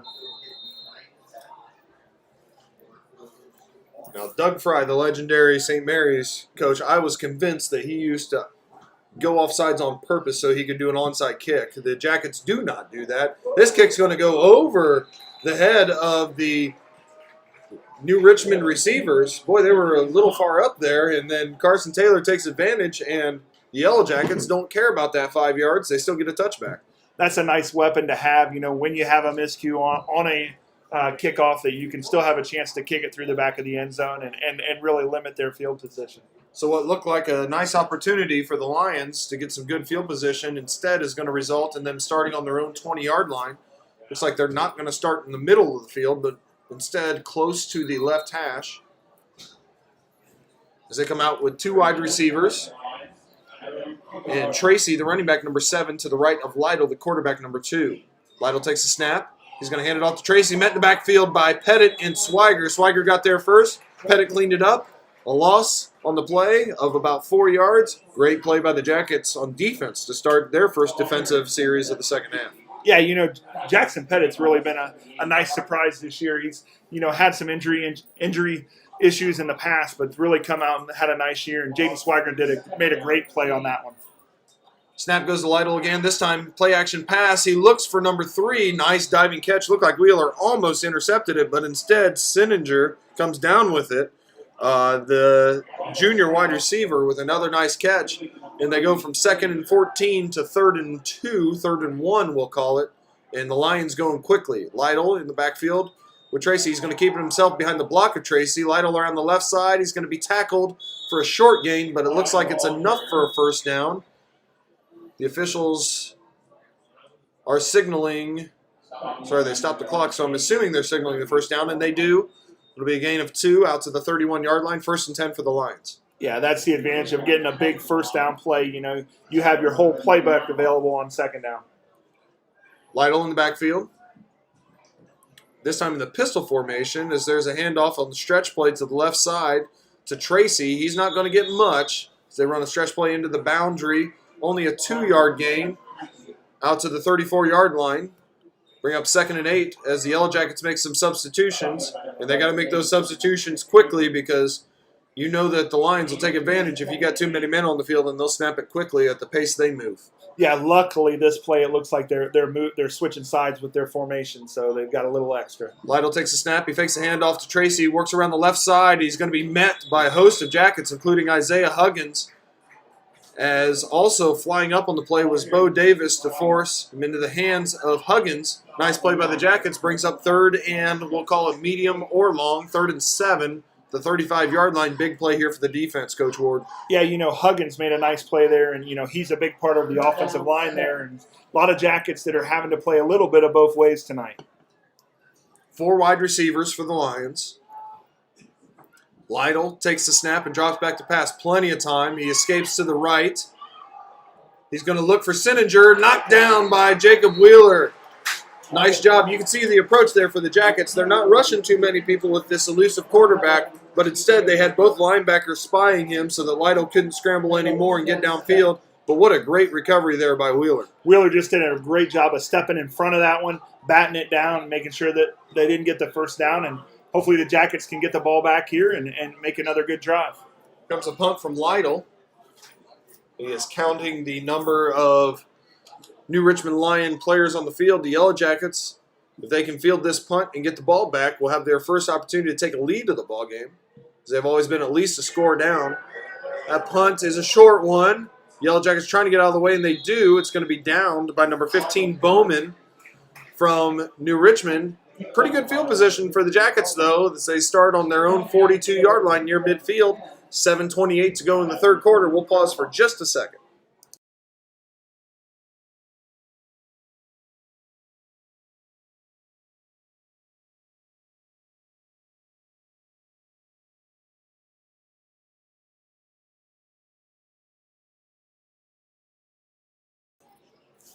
Yellow Jackets have one substitution. Wheeler, after that play, is on the sideline getting stretched out. Nice play on defense. So Camden Vordermark checks in for him on offense, number 30. He's the inside receiver down here to the left side. Cedric Johnson takes a snap. He's going to hand it off to Davis. Met the backfield. It's going to be a loss of 2. Great penetration. We've seen that a couple of times from the Lions. That time, penetration by number 41, Brody Payne. And a really nice job there defeating the Jackets up front by the Lions. Yeah, the Jackets had it going on that first drive. That's a tough first play, but they get decent yardage on the second down play. Then they'll have third and manageable. Jackets are going to go with 4 wide receivers again. Sorry, go ahead, Coach. No, I was just going to say I wouldn't be surprised to see another screen play here coming up soon. Johnson takes the snap. He's going to drop back to pass.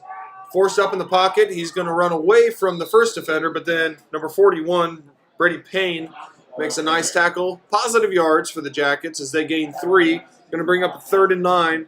Not what you wanted on second down, but also not a big sack or a big turnover. Good job by Johnson stepping up in the pocket. Well, in football terms, sometimes we say behind the sticks or double sticks, and they had more than 10 yards to go there on second down. So at least getting it under 10, you open your playbook up a little bit with second or 3rd and 9. Yellow Jackets in their typical twins formation. 1 high safety for the Lions. Snap goes to Johnson. He drops back to pass. Good pocket, plenty of time. Escapes to the left. Johnson looking downfield. He finds number 5, Isaiah Clark, on the sideline. Got a foot down. That's going to be a first down. Yellow Jackets move the chain. Good job by Cedric Johnson keeping the play alive. Good job on the scramble drill there by Isaiah Clark to pick up the first down. Yeah, unfortunately, we had the camera zoomed in there a little bit too much, but hopefully you guys got to see that nice catch there on the sideline. Yellow Jackets get another first down to start the drive. Pickwood beating Greenville 42-0, and Xenia up on Stebbins 16-10. Johnson drops back to pass. He's going to step up in the pocket and run across the 45, inside the 40, down to the 37-yard line. Cedric Johnson getting some extra yards. That's going to bring up a 2nd and short, and the Yellow Jackets continue to move down the field. That's a good first down play for the Jackets. Absolutely. 2nd and 1 or maybe 2, and a lot of options here. Johnson been a real threat with his feet today for the Yellow Jackets, as he has been in the past, but especially with the passing game a little bit stalled. Though they've gotten it going a little bit lately, but Johnson doing a lot with his feet today, not just his arm. E.J. Davis is going to be to Ced's left. 2 high safeties for the Lions this time. Johnson going to hand it off to E.J. Davis around their outside. Gets a block from Vordermark and springs loose down inside the 30. Stays on his feet down on the sideline. We got a face mask penalty? Nope, just a weird takedown. It's going to be near the 25-yard line. E.J. Davis with a first down run to the 26. Gain of 11 for the Jackets. That's going to bring up a 1st and 10 as the Jackets looking to take that first lead of the ball game. Yeah, it looks like EJ's coming off here. Hopefully it's just a little bruise or a little bump there, and we can get him back. But obviously we got Taborn in there. Yep. Yep. Devin Taborn, number 6, checks in. Of course, a really nice option to have as your backup running back. Oh, absolutely. He joins Cedric Johnson in the backfield to Johnson's right. Ced takes the snap. He's dropping back. Plenty of time for Johnson. He's going to hit Vordermark short on the left. Vordermark getting upfield. He's going to be taken down for a short gain to the 24-yard line.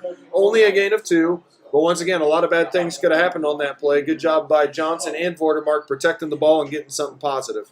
Yeah, and I think I'm starting to notice the offensive line is doing a much better job in this second half of creating a pocket and giving some time for Ced to look for all of his options out there.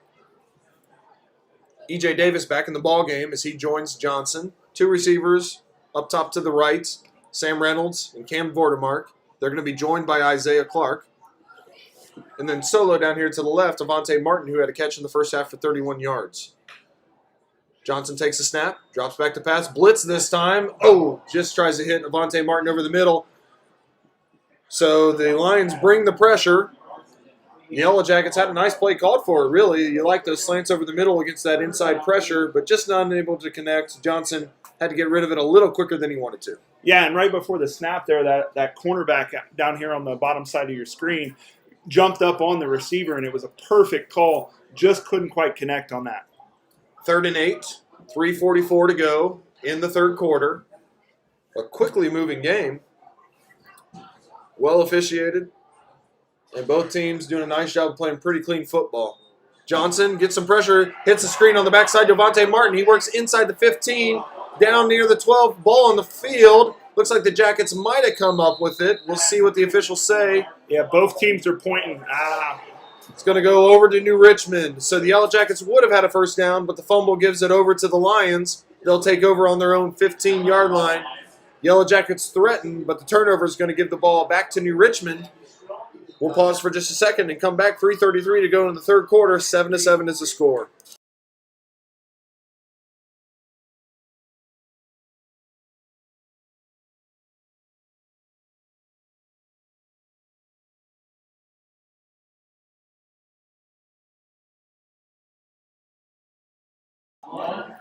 Well, Coach, good play call there. Tough luck on the fumble. No excuses or anything, but that ball was sitting right there on the sideline. It could have bounced out of bounds for the Jackets, but good job by the Lions to put the ball in the turf. They take over. They're going to have Pollard solo right, guarded by Grant Fair. Lytle in the backfield, joined by Tracy. Lytle's going to hand it off to Tracy around the left side. Spins into Keenan Johnson's arms. Good hit there by Keenan Johnson. It's going to be a gain of 2. So we're going to have 2nd and 8, 2nd and 7 maybe, depending on how you look at it, from the 17-yard line. And the Lions continue to move quickly as we approach 3 minutes to go in the third quarter. Yeah, a lot of seniors getting in on the action. Keenan there. A lot of seniors have been a big part of this game tonight. Lytle takes a snap. He's going to hand it off to Tracy. Met in the backfield. Spins out of the tackle of Jackson Pettit, but Devin Taborn is right there to finish off the play. Good penetration by the Yellow Jacket defensive line and good flow by the linebackers. Yeah, you're not going to get real far when your first spin move goes right into Devin Taborn. That's pretty much going to stop you right in your tracks. 7-7. We're all knotted up here late in the third quarter. Big play, 3rd and 7. First half, the Yellow Jackets early on had some trouble getting off the field on 3rd down, but toward the end of the first half and here in the second half have done a nice job.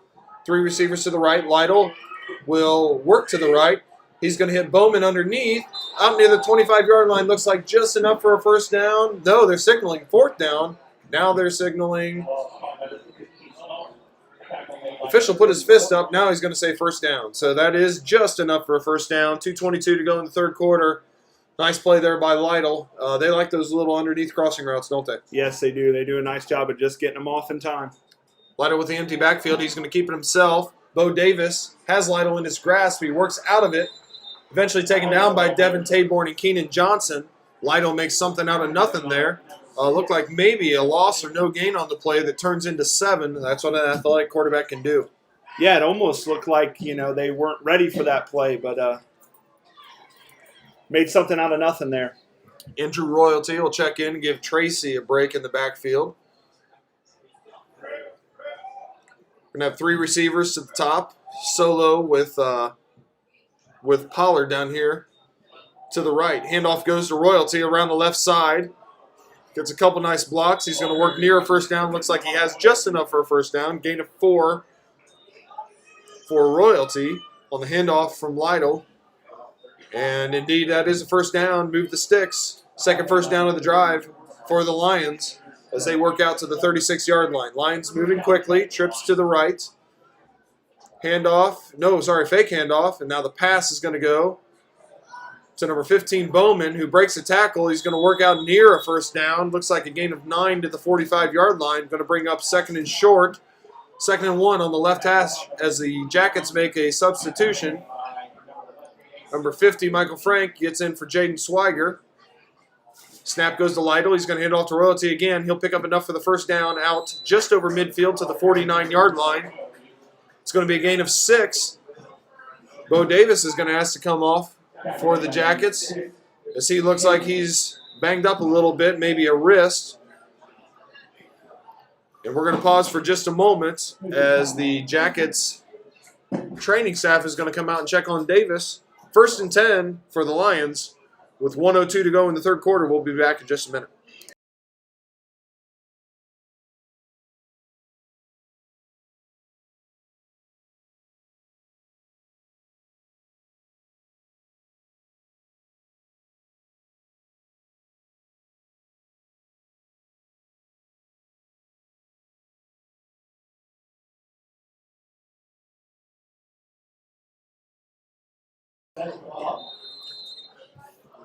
All right, back in action. The official winds the clock. We go under a minute to go in the third quarter.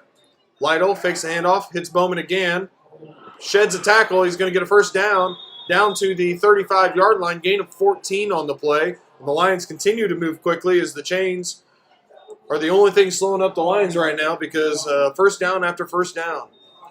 Handoff this time goes to Royalty. He plows into Devin Taborn, who doesn't give much ground. That's going to be a gain of 5, 2nd and 5. And the Lions continue to go fast. This is what was effective for them in the first half. Yep, they're going back to it. Lytle dropping back to pass. This time they tried the hitch and go. Good play by Grant Fair. And the offensive player there, Bowman, turns into a defensive player as he knocks it away from Fair. They've gone hitch, hitch, hitch with him, or quick out, quick out, quick out. That time they tried the double move, but good job by Grant Fair staying at home. Yeah, I don't think you can play it any better than that. You know, he didn't bite on the move. And then he stayed right with them and was in great position to make the interception. Just couldn't quite get it. 3rd and medium, even on the clock stoppage. The Lions still moving fast. Ball goes to Royalty. He's going to shed a tackler. He's a little bit different than Tracy. There's a little more power there, a little more speed with Tracy. Sheds a tackler, gets about 8 yards, 7 yards on the play, and that's going to be a first down near the 23-yard line as we are getting toward the end of the third quarter here. Maybe only a play or two remaining depending on what happens. At their pace, maybe a couple, yeah. Lytle takes a snap. He's going to keep it himself. He's going to bounce it to the outside, taken down on a nice hit by Grant Fair. Ball's going to be right about the 20-yard line, and that's where we're going to end the third quarter. 7-7 is the score. We're going to have a 2nd and 7 from the 20. Thanks for joining us this evening. Great game between the Yellow Jackets and the Lions from New Richmond. We'll be back for the fourth quarter and the finish in just a few minutes.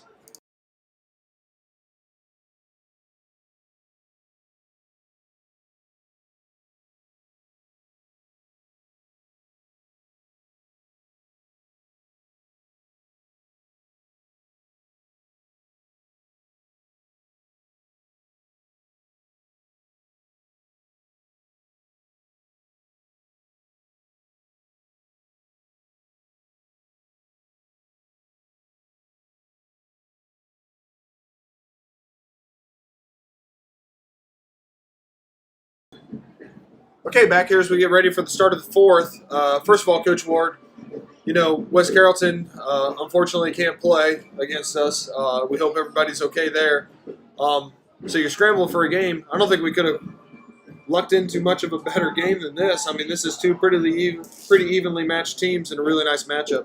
Yeah, you know, you and I were talking at halftime, and, you know, when you have to scour the state for a game, you don't envision being able to come up with a better game where two teams are more evenly matched. I mean, we go into the fourth quarter tied 7-7. I think you got to give it off to, A.D. Hoying for doing a great job of finding this one at the last minute and all those that helped track down the game. Absolutely. Real quickly, we were supposed to make an announcement in the first half. It's going to be valid for the rest of the year, so go ahead, Coach Ward, if you want. Yeah, the Vespa Quarterback Club, you know, which is a great supporter of our football team, they're selling 50-50 raffle tickets every week, but this year they have the opportunity to do that online. You can get those at VespaQuarterbackClub.com and sign up for that. Also, if you're not a member, feel free to join and be a member of a great organization, a great supporter of Sidney football. Handoff goes to Royalty. He plows across the 20, inside the 20, down to the 18-yard line. It's going to bring up a 3rd and about 5 for the Lions.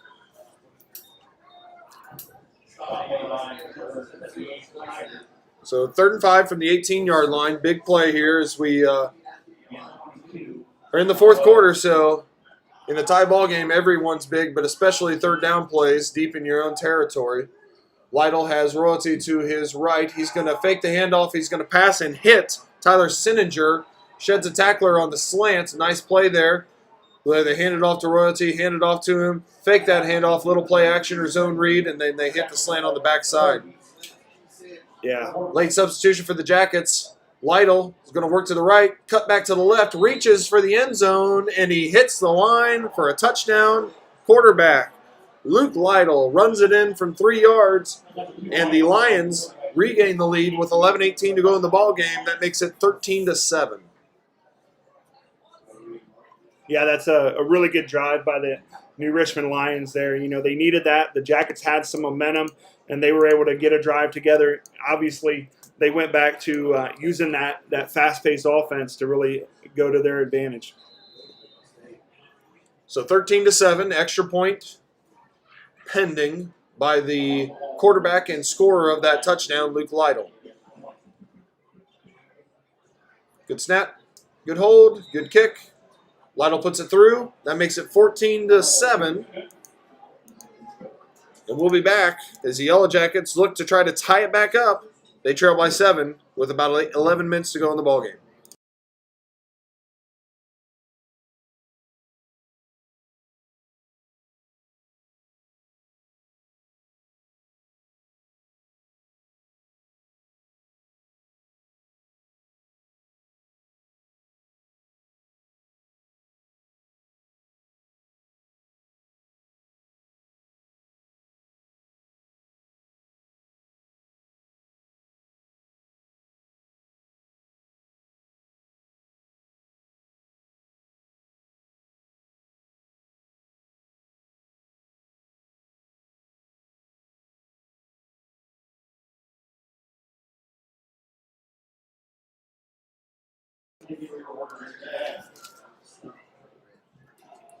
Nice drive there as the Lions got a little bit of run, a little bit of pass.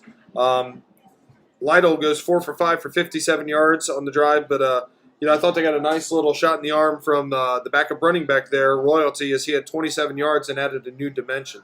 Yeah, and he picked up some big yardage. The one was a third down and, 3 or 4 there, and they just used him to just kind of bully in there and get him where they needed. Kickoff from Lytle is a deep one, down in the corner, going to be returned at the 5-yard line.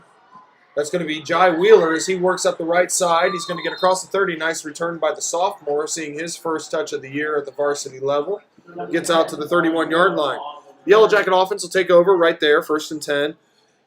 Good start to the half for Cedric Johnson. He's 4 for 5 for 38 yards in this half. And for the game, he has 13 rushes for 92 yards. E.J. Davis has 12 rushes for 63 yards and the only Yellow Jacket touchdown. Yellow Jackets take over. They're going to mark it on the 32, it looks like, actually. So 1st and 10 on the right hash. 4 receivers, 2 receivers to each side of Johnson. E.J. Davis to Cedric Johnson's left. Motion for the Jackets for the first time. Handoff on the jet sweep goes to, Jacob Wheeler. Gets a huge block from E.J. Davis. He loves doing that, doesn't he? He loves being a lead blocker. That's an unselfish player that loves to get out there on the perimeter and knock some teeth sometimes. Yeah, you don't really see the guy that, led the league in rushing last year be the guy that wants to go out there on the edge and just plow into somebody. But he loves it, and he takes a lot of pride in that. 2nd and 5. Nice gain on 1st down by Wheeler. We're going to get motion again, this time to Clark. The fake handoff this time to Clark. Cedric Johnson keeps it. He'll gain maybe a yard. So we go out to the 38-yard line, 3rd and 4. So the Yellow Jackets set up the play, but nice job of staying at home there by the Lions. And a big 3rd and 4 for the Jackets. Being down by 7 this late, you certainly don't want to give it back to New Richmond this quickly. No, absolutely. You gotta get something going here. Just a 1st down. Just move the chains and change the field position, if nothing else. Yellow Jackets getting the play call from Devin Stewart, who's relaying that call from up top, and offensive coordinator Britton DeVere. Motion from Wheeler. Johnson's going to keep it again. This time he has a hole, and he's going to work up across midfield, down to the 45, to the 43, to the 42-yard line. Cedric Johnson, same play, other side. nice job. Coach DeVere saw something. It didn't work the first time, but it certainly worked the second time. Yeah, he does a good job of seeing what the defense is giving them, and they're doing a good job of adjusting. They've got something going here. They need to see if they can finish this drive. 9.5 to go. Yellow Jackets get a much-needed first down to start this drive. Ryan Jones getting ready to snap it from the 42-yard line. 3 receivers up to the top. Handoff's going to go to E.J. Davis. He bounces it out to the left. E.J. Davis, deep in the backfield, is going to gain 2 yards on the play. Yellow Jackets have had trouble running inside. New Richmond does a nice job of forcing E.J. Davis to bounce that one. I was worried there for a second, but he got it up. He got it all back. I was just going to say, as a coach, those are the ones that scare you. You go back 10 yards to gain 3 or 4, but EJ's pretty good at doing that. That speed and getting to the edge he is one of his big strengths. Reminds me of a couple guys I had the privilege of calling plays for, where sometimes I'd be saying, Andre, Isaiah, what are you doing? And then pretty soon they're in the end zone. So E.J. Davis certainly has that big play capability as well. Cedric Johnson takes the snap. He's going to throw a screen to the backside. It's too high, out of bounds. Just a little too tall for Avante Martin. 3rd and 8. Yeah, again, just another chance for the Jackets to get the screen going there. And they've had a little trouble getting that connected tonight. It hasn't always been pressure. A few times they've had hands in the face, but a lot of other times it's just been not getting the connection between quarterback and receiver. E.J. Davis a little shaken up on the play. He's going to come out. Devin Taborn checks in at the running back position. 3rd and 8, possibly 4-down territory here for the Jackets, depending on what happens on this play. Johnson is going to roll out to the right. He has a receiver. He hits Sam Reynolds up near the 30-yard line. It's really close to a first down. Looks like just enough. Good job by Sam Reynolds finding where the sticks are. Good pass by Johnson, rolling to his unnatural side, the right side. Good pitch and catch by the Jackets for a first down. Yeah, that's just a great job of getting 1 yard past what you need, settling down, making the catch, and they move on. Camden Vordermark checks in for Jacob Wheeler. Looks okay, but Wheeler playing both ways. Just needs a quick breather. Devin Taborn in the backfield with Cedric Johnson. We approach 8 minutes to go in the ball game. Big drive here for the Jackets as they look to possibly even it up here against the New Richmond Lions. Handoff goes to Devin Taborn. He cuts back inside the 30, down to the 29-yard line. Taborn gains 2 yards. It'll be 2nd and 8 as E.J. Davis trots back on the field. He looks like a Yellow Jacket down on the field.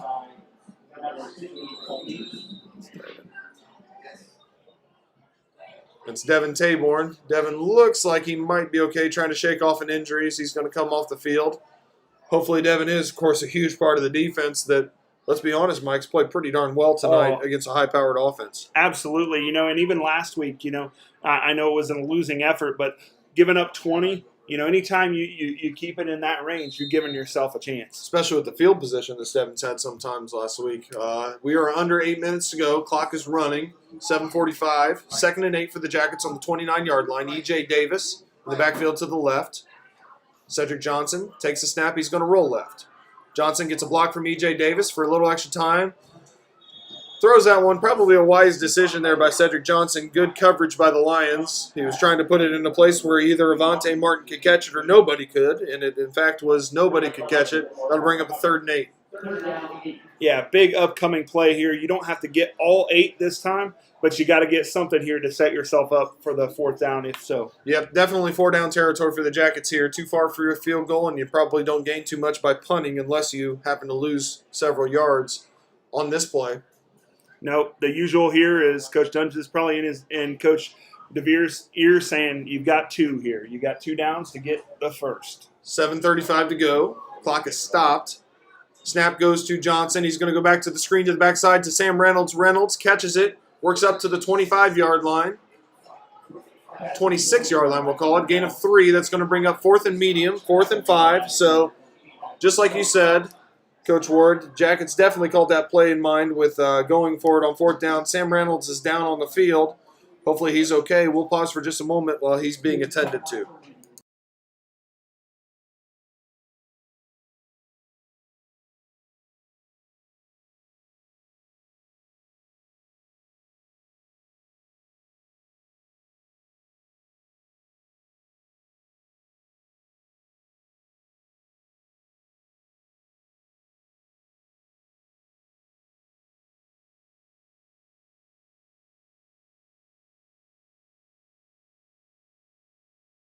They probably think we don't know anything. Sam Reynolds is back on the field, or back up on his feet, excuse me.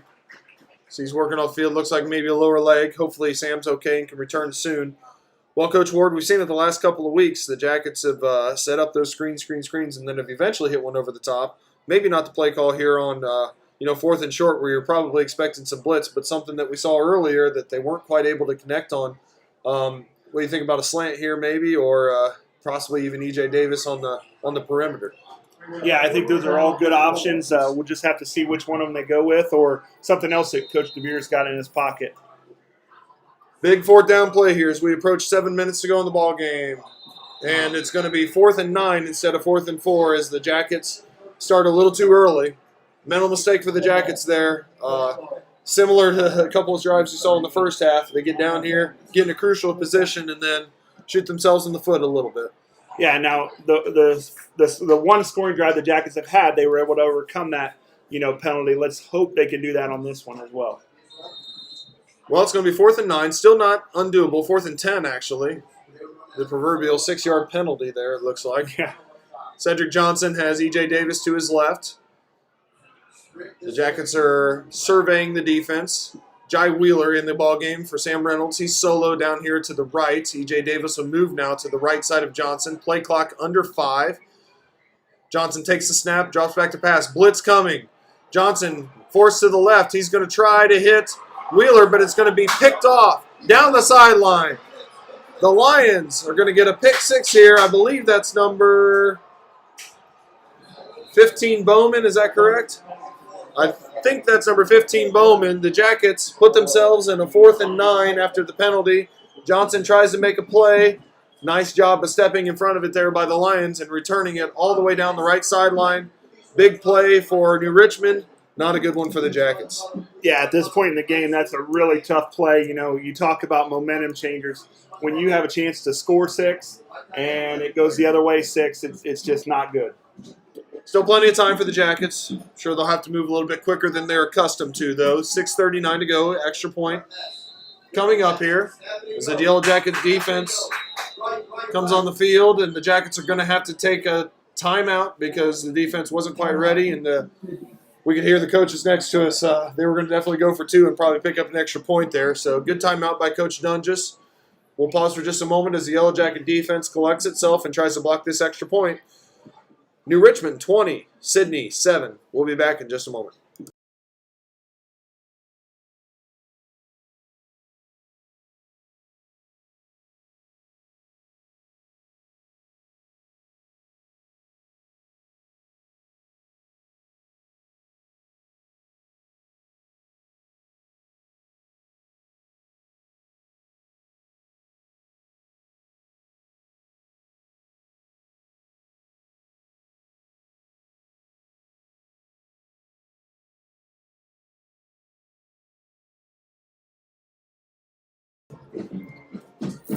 So big play by the New Richmond defense gives them a 20-7 lead. Lytle looking over to the sideline. Looks like he's going to bring in everybody for the extra point attempt.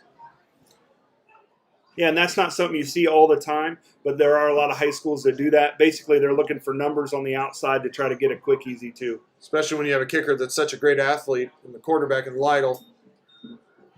Good snap, good hold, good kick. 21-7, 6:39 to go. Well, Coach, we've been around the program for a couple years, so we know that something that Coach Dunges preaches is responding to adversity. We'll see how the Jackets can do that right here. Yeah, and especially in a season where it's not a traditional one, a loss or 2 can make or break your season in a normal year. This year, the biggest objective is to get better with every game, be ready for those playoffs since everybody gets a chance in the playoffs. So anytime you can work on overcoming adversity, and it's a big chance for you to grow and get better as a team.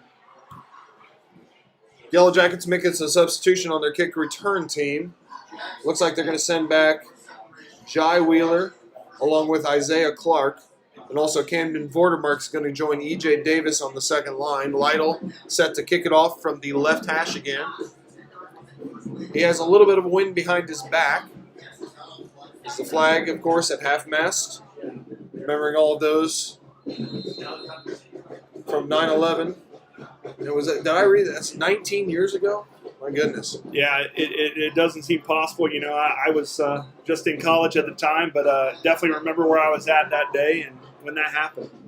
Good kick by Lytle. It's going to be received by Clark at the 10-yard line. Clark works up across 25 to the 30, breaks loose down the sideline. It's going to be taken down by the kicker, Lytle. So Lytle doing a little bit of everything, literally, there with the tackle. Good field position. Boy, one more person, and that could have been a huge play for the Jackets. Absolutely. Good blocking there, and he had a chance to break it. Just needed to make that one more guy miss. Look for the Jackets to kind of play like New Richmond has on their 2 early scoring drives here and pick up the pace and move the ball quickly. Sorry, as I update the score, it's 21-7 with that extra point. So 14-point lead for New Richmond. 6:33 to go. Yellow Jackets, like you said, probably looking to move fast here. Johnson getting the signal from the sideline. Good to see Sam Reynolds back in the game down here. Absolutely. Johnson takes a snap. He's going to hand it off to Davis around the left side. Davis cuts through 2 defenders. Works across midfield down to the 40. Good gain there by E.J. Davis. Inside the 40 down to the 37, 38-yard line. It's going to be a gain of about 19 yards on first down. The Yellow Jackets do look to move quickly as the play is coming in quickly from the sideline. Certainly more faster, how would I use the right word, than we're used to with the Jackets. Oh, absolutely. Johnson keeps it this time. He's going to work up inside the 35-yard line, gain of 3 down to the 34. 2nd and 7. We're getting down to 6 minutes. A couple of Yellow Jackets on the field, either with cramps or just a little shaken up. Looks like everybody's going to stay in.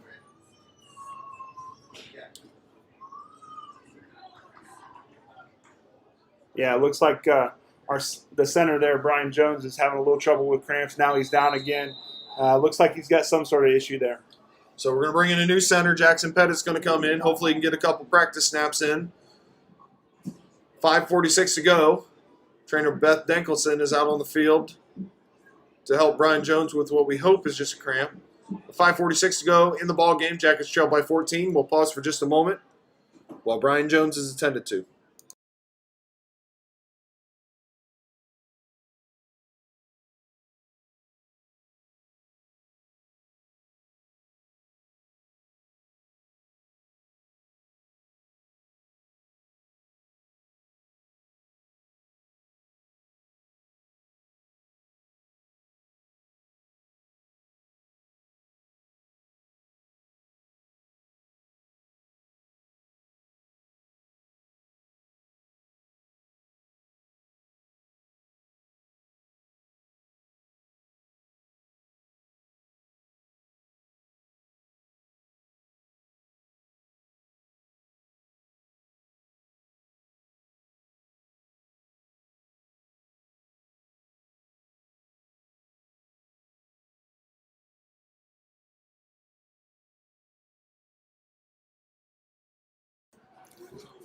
Brian Jones makes his way off the field on his own power. All right, Coach, 5:46 to go in the ball game, down by 14, but you're in pretty good position.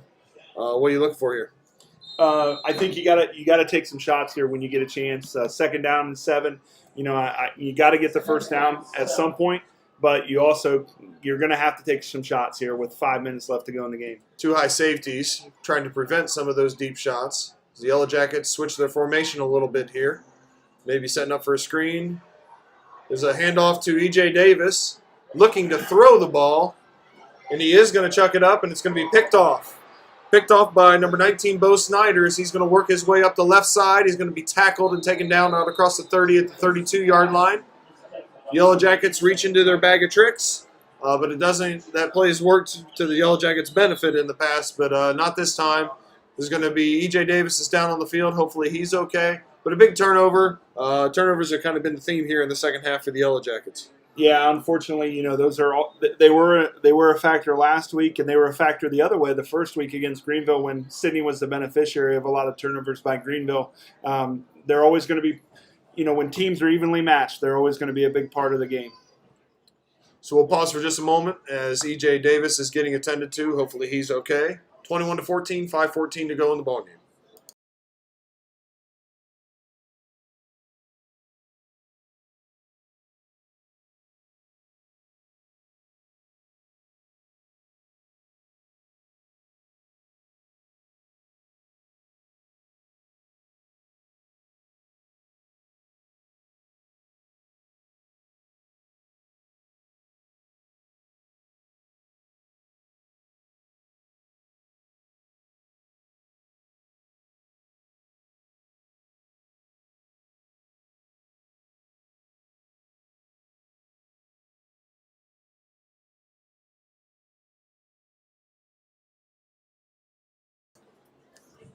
Well, Coach Ward, you got to be expecting a run here. And, of course, look for Coach Dunges to be pretty liberal with his timeouts if the Yellow Jackets can get the Lions behind the sticks. Yeah, you gotta get them stopped, get the ball back, get a quick score, and then hopefully, maybe an onside kick or at least a quick 3-and-out. Handoff's going to go to number 7, Tracy, with his first rush in quite a while. Yellow Jackets trying to get the ball out of there. They don't get the ball out of there, but they do get a 3-yard loss. Nice play by Swiger. Under 5 minutes to go. 2nd and 13, from the 29-yard line. Yeah, to be honest with you, I thought we might see the bigger running back in here just to kind of up the middle, kind of power it in there, but we'll see what they go with here on 2nd down. 2 receivers to the right, a team that is normally trying to go as fast as they possibly can, now trying to go as slow as they possibly can. Lytle waiting for the snap as the play clock approaches 5 seconds. He takes that snap. He's going to keep it himself around the left side. He's going to be tackled by Grant Fair, along with number 75, Brennan Barnes. Modest gain on the play. It's going to bring up a 3rd and 6 for the Lions. Play clock at 25. So this snap's going to come under 4 minutes. And then the Yellow Jackets will see what they do depending on what the play is. Lions, of course, looking for a couple first downs would put this one pretty much on ice if it's not already. Yeah, and down 2 scores, when you get them to 3rd and over 5, this is where you got to make the play and get them off the field. Lions shift sides of the formation. They're going to do an outside zone play, and Devin Taborn takes the running back down in the backfield, but it might be an offsides penalty on the Jackets, another costly penalty. Yeah, they had it looked like some sort of a game there on the outside, and it looked like the guy came up and just got a little too close to the ball there.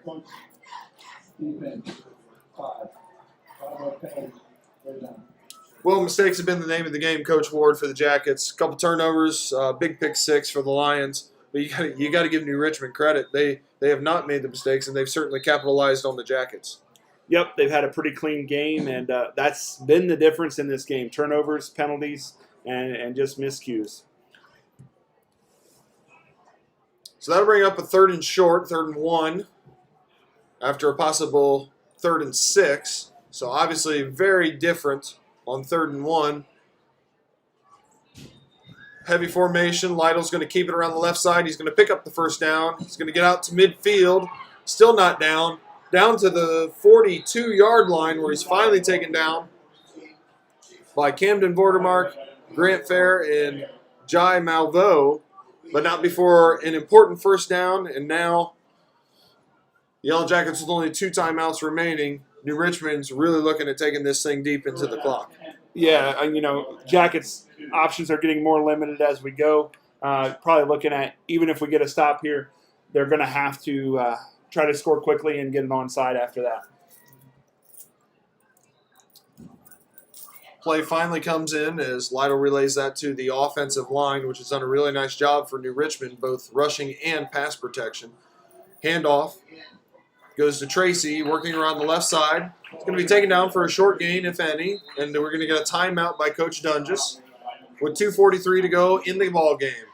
We're going to have a 2nd and 9 after we come back from this quick pause. Yellow Jackets trail by 14.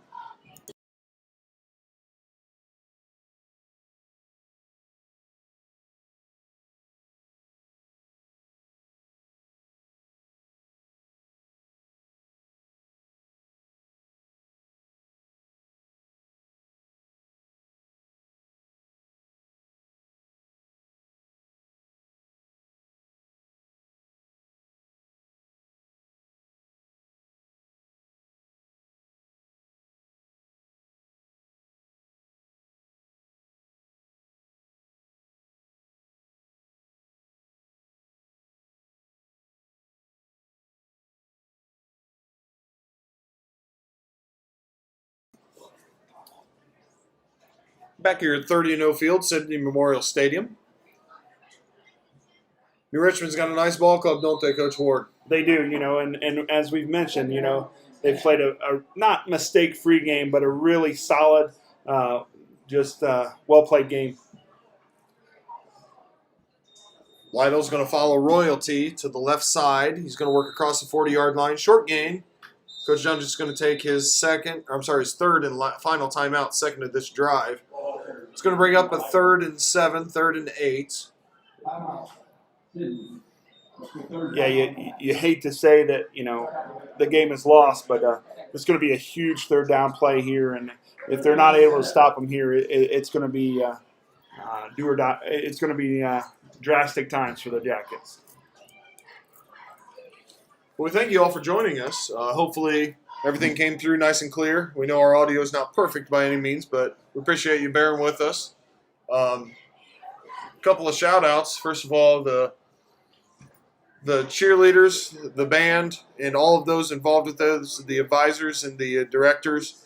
Really, really neat to see everything going on here tonight with the Jackets. Also, I know that somebody watched from home. I don't know if they're still on there, but I know our secretaries are watching from home at the high school, and I know you're new to the main office area, but I know Miss Lockard, Miss Voisard, and Miss Kaufman at the high school. Boy, the secretaries, they're invaluable. I think they pretty much run the building, don't they? Yeah, absolutely. At mine over at the middle school, we've got Polly Allen and Sherry Ginther, and they're invaluable as well. Handoff goes to Lytle on 3rd down. He's not going to pick up the first down. It's going to be a little bit short. It's going to bring up an interesting choice here for the Lions. It's going to be 4th and about 3 from the 35.5-yard line.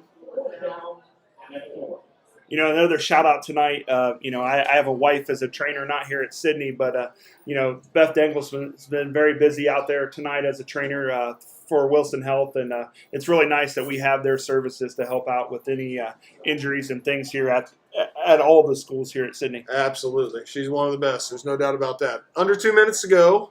Lions look like they're going to let it go down, the play clock go down, and take a timeout with 1 on the play clock. And that's exactly what they're going to do. That'll pause the clock with 1:49 to go in the ball game. They'll bring up a 4th and 4. We'll see what the Lions do. 21-7 is the score. We'll be back for the conclusion of the ball game in just a moment.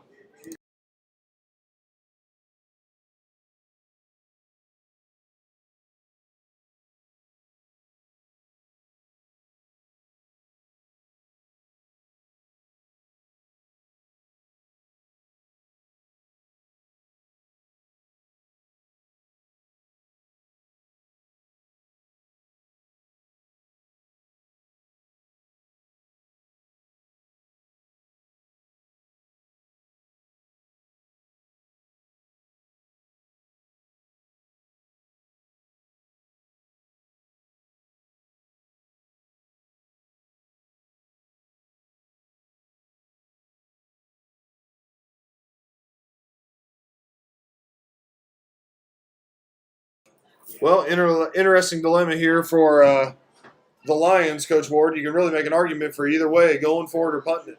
Yeah, you and I were both just talking, and we kind of you and I see eye to eye on a lot of things, and we even on this one though we had a little differing opinion. There is 2 different ways to look at this one, and we'll see what they choose here. Looks like they're set up to go for it. Lytle in the backfield. He's got Royalty to his right. Takes the snap, drops back to pass, looks for a little pop pass. It's not there. The Yellow Jackets are going to stop Lytle short. Nice play there by Devin Taborn, Jackson Pettit. And, a couple of big plays here and there. The pick 6.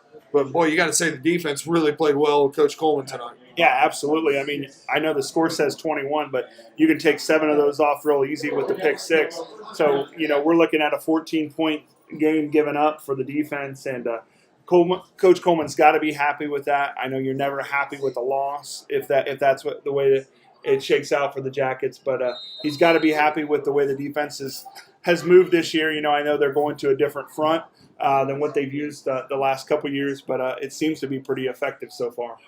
So Jackets take over at their own 36-yard line on the right hash. Obviously, probably looking to move the ball through the air as much as possible and as quickly as possible here.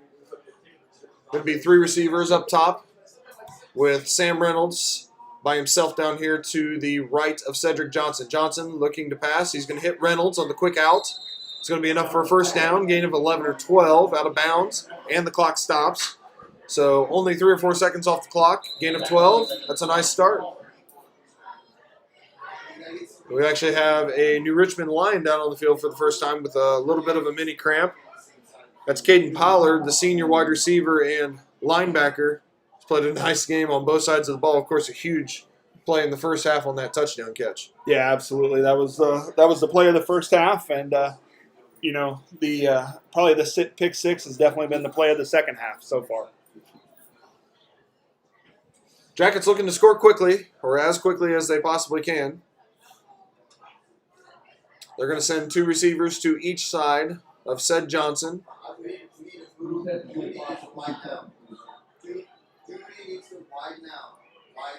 Kurt Spangler in the ball game. As Sam Reynolds is out after that catch. Cedric Johnson rolling to his left, looking for Avante Martin just off of his fingertips out of bounds. That's going to be incomplete. Bring up a 2nd and 10 as 6 more seconds come off the clock. 1:35 to go in the ball game. Yeah, another one there where, just so close. And those are the plays besides the penalties and the turnovers, those close misses for Sidney and those, fingertip catches for New Richmond have definitely contributed to the scoreboard in this game. Yellow Jackets go with 4 wide receivers again, 2 to each side. Richmond in their 3-3 stack defense, but the 2 safeties are much deeper than normal. About 15, 20 yards and backpedaling. Cedric Johnson drops back to pass, steps up in the pocket. Only a 3-man rush, but he still goes down. Number 41, Brady Payne, we've called his name quite a bit on the defensive side of the ball for New Richmond. Yellow Jackets, not a good situation when you get a sack because I see it like Avante Martin, for instance, all the way down at the 10-yard line, and he's got to come all the way back before you can even call a play, let alone run a play. Because you're down by 14 and the clock goes under 20 seconds. Yeah, unfortunately, there's just not much you can do there when you give up a sack like that with the small rush. That just can't happen at this point in the game. 3rd and 12 at the 47-yard line. Said takes the snap, drops back to pass. He's going to throw it to Kurt Spangler on the screen. Spangler catches it, gets to the sideline and out of bounds. He's going to get most of that yardage back. It's going to bring up a 4th and 4. Of course, last time there was a 4th and 4, almost the same position in the field. The Yellow Jackets probably gave up the play of the game with the pick 6. Yeah, at this point you'd have to say that was, with the chance to score and it flipping the other way. At this point, that's definitely the difference in the game. Johnson with 3 receivers to his left. Takes a snap from Pettit. Drops back. Looks over the middle. Has Wheeler. Wheeler makes a catch. He gets inside the 30 down to the 28-yard line. Yellow Jackets going to try to move as quickly as possible. 33 seconds to go in the ball game. Cedric Johnson goes under center. And he snaps it and spikes it. So 27 seconds to go in the ball game. And it's a 14-point ball game, 2 scores. The officials are talking here. And we've got a flag on the play.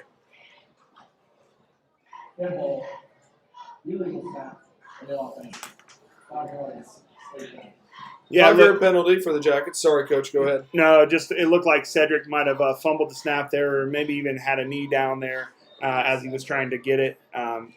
Just inopportune time for that. Substitution for the Jackets. Cam Vordemark comes in for Wheeler. Clock is running as we approach 20 seconds to go in the ball game, and we're nearing the end here.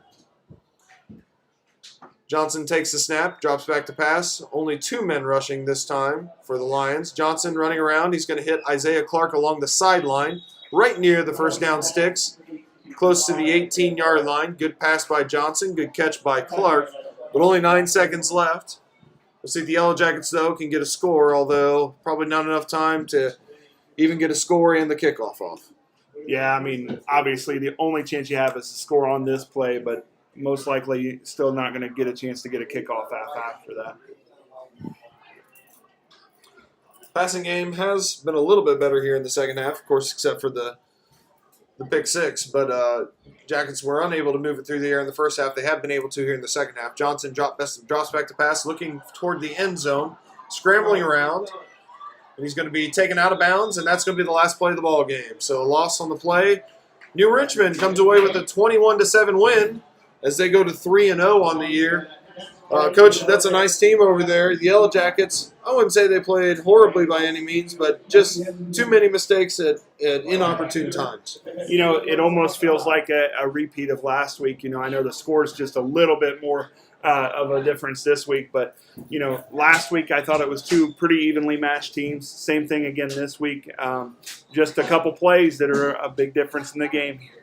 A couple of stats from the ball game, unofficial stats from my dad, Ed Snyder. Thanks to him for keeping stats tonight.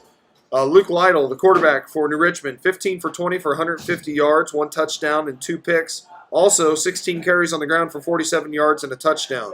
His main target, number 9, Caden Pollard, 5 catches for 64 yards and the first half touchdown. For the Jackets, their offense was highlighted by the rushing attack of E.J. Davis and Cedric Johnson. E.J. Davis, 14 carries for 89 yards and a touchdown. Cedric Johnson, 16 carries for 70 yards. Also, after going 1 for 9 in the first half, he finishes 11 for 24 for 130 yards and 2 interceptions. Well, Coach, the Jackets got to get right back after it after this, 2 disappointing weeks. But you and I were talking after the game last week, whereas in the past, these were opportunities that you saw go get away from you, and you worried about your playoff hopes and, about how your season was kind of over. That is not the case anymore. If you take the right mindset, these can be learning opportunities as everybody gets the opportunity to play in the playoffs this year.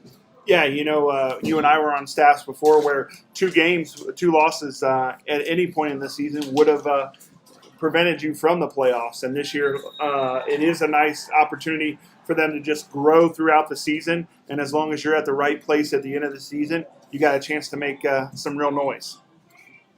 Thanks again to everybody, especially Mitch Hoying in the athletic department, Dave Ross, who runs the press box up here.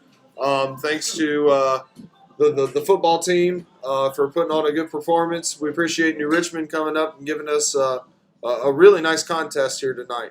Thanks to my color man, Mike Ward, or stat man, Ed Snyder. We will plan on doing next week's game unless Xenia has something going on, which they usually do have a live stream, and it's usually pretty good, so hopefully you can tune into that. Otherwise, we'll be back here for Week 5 game.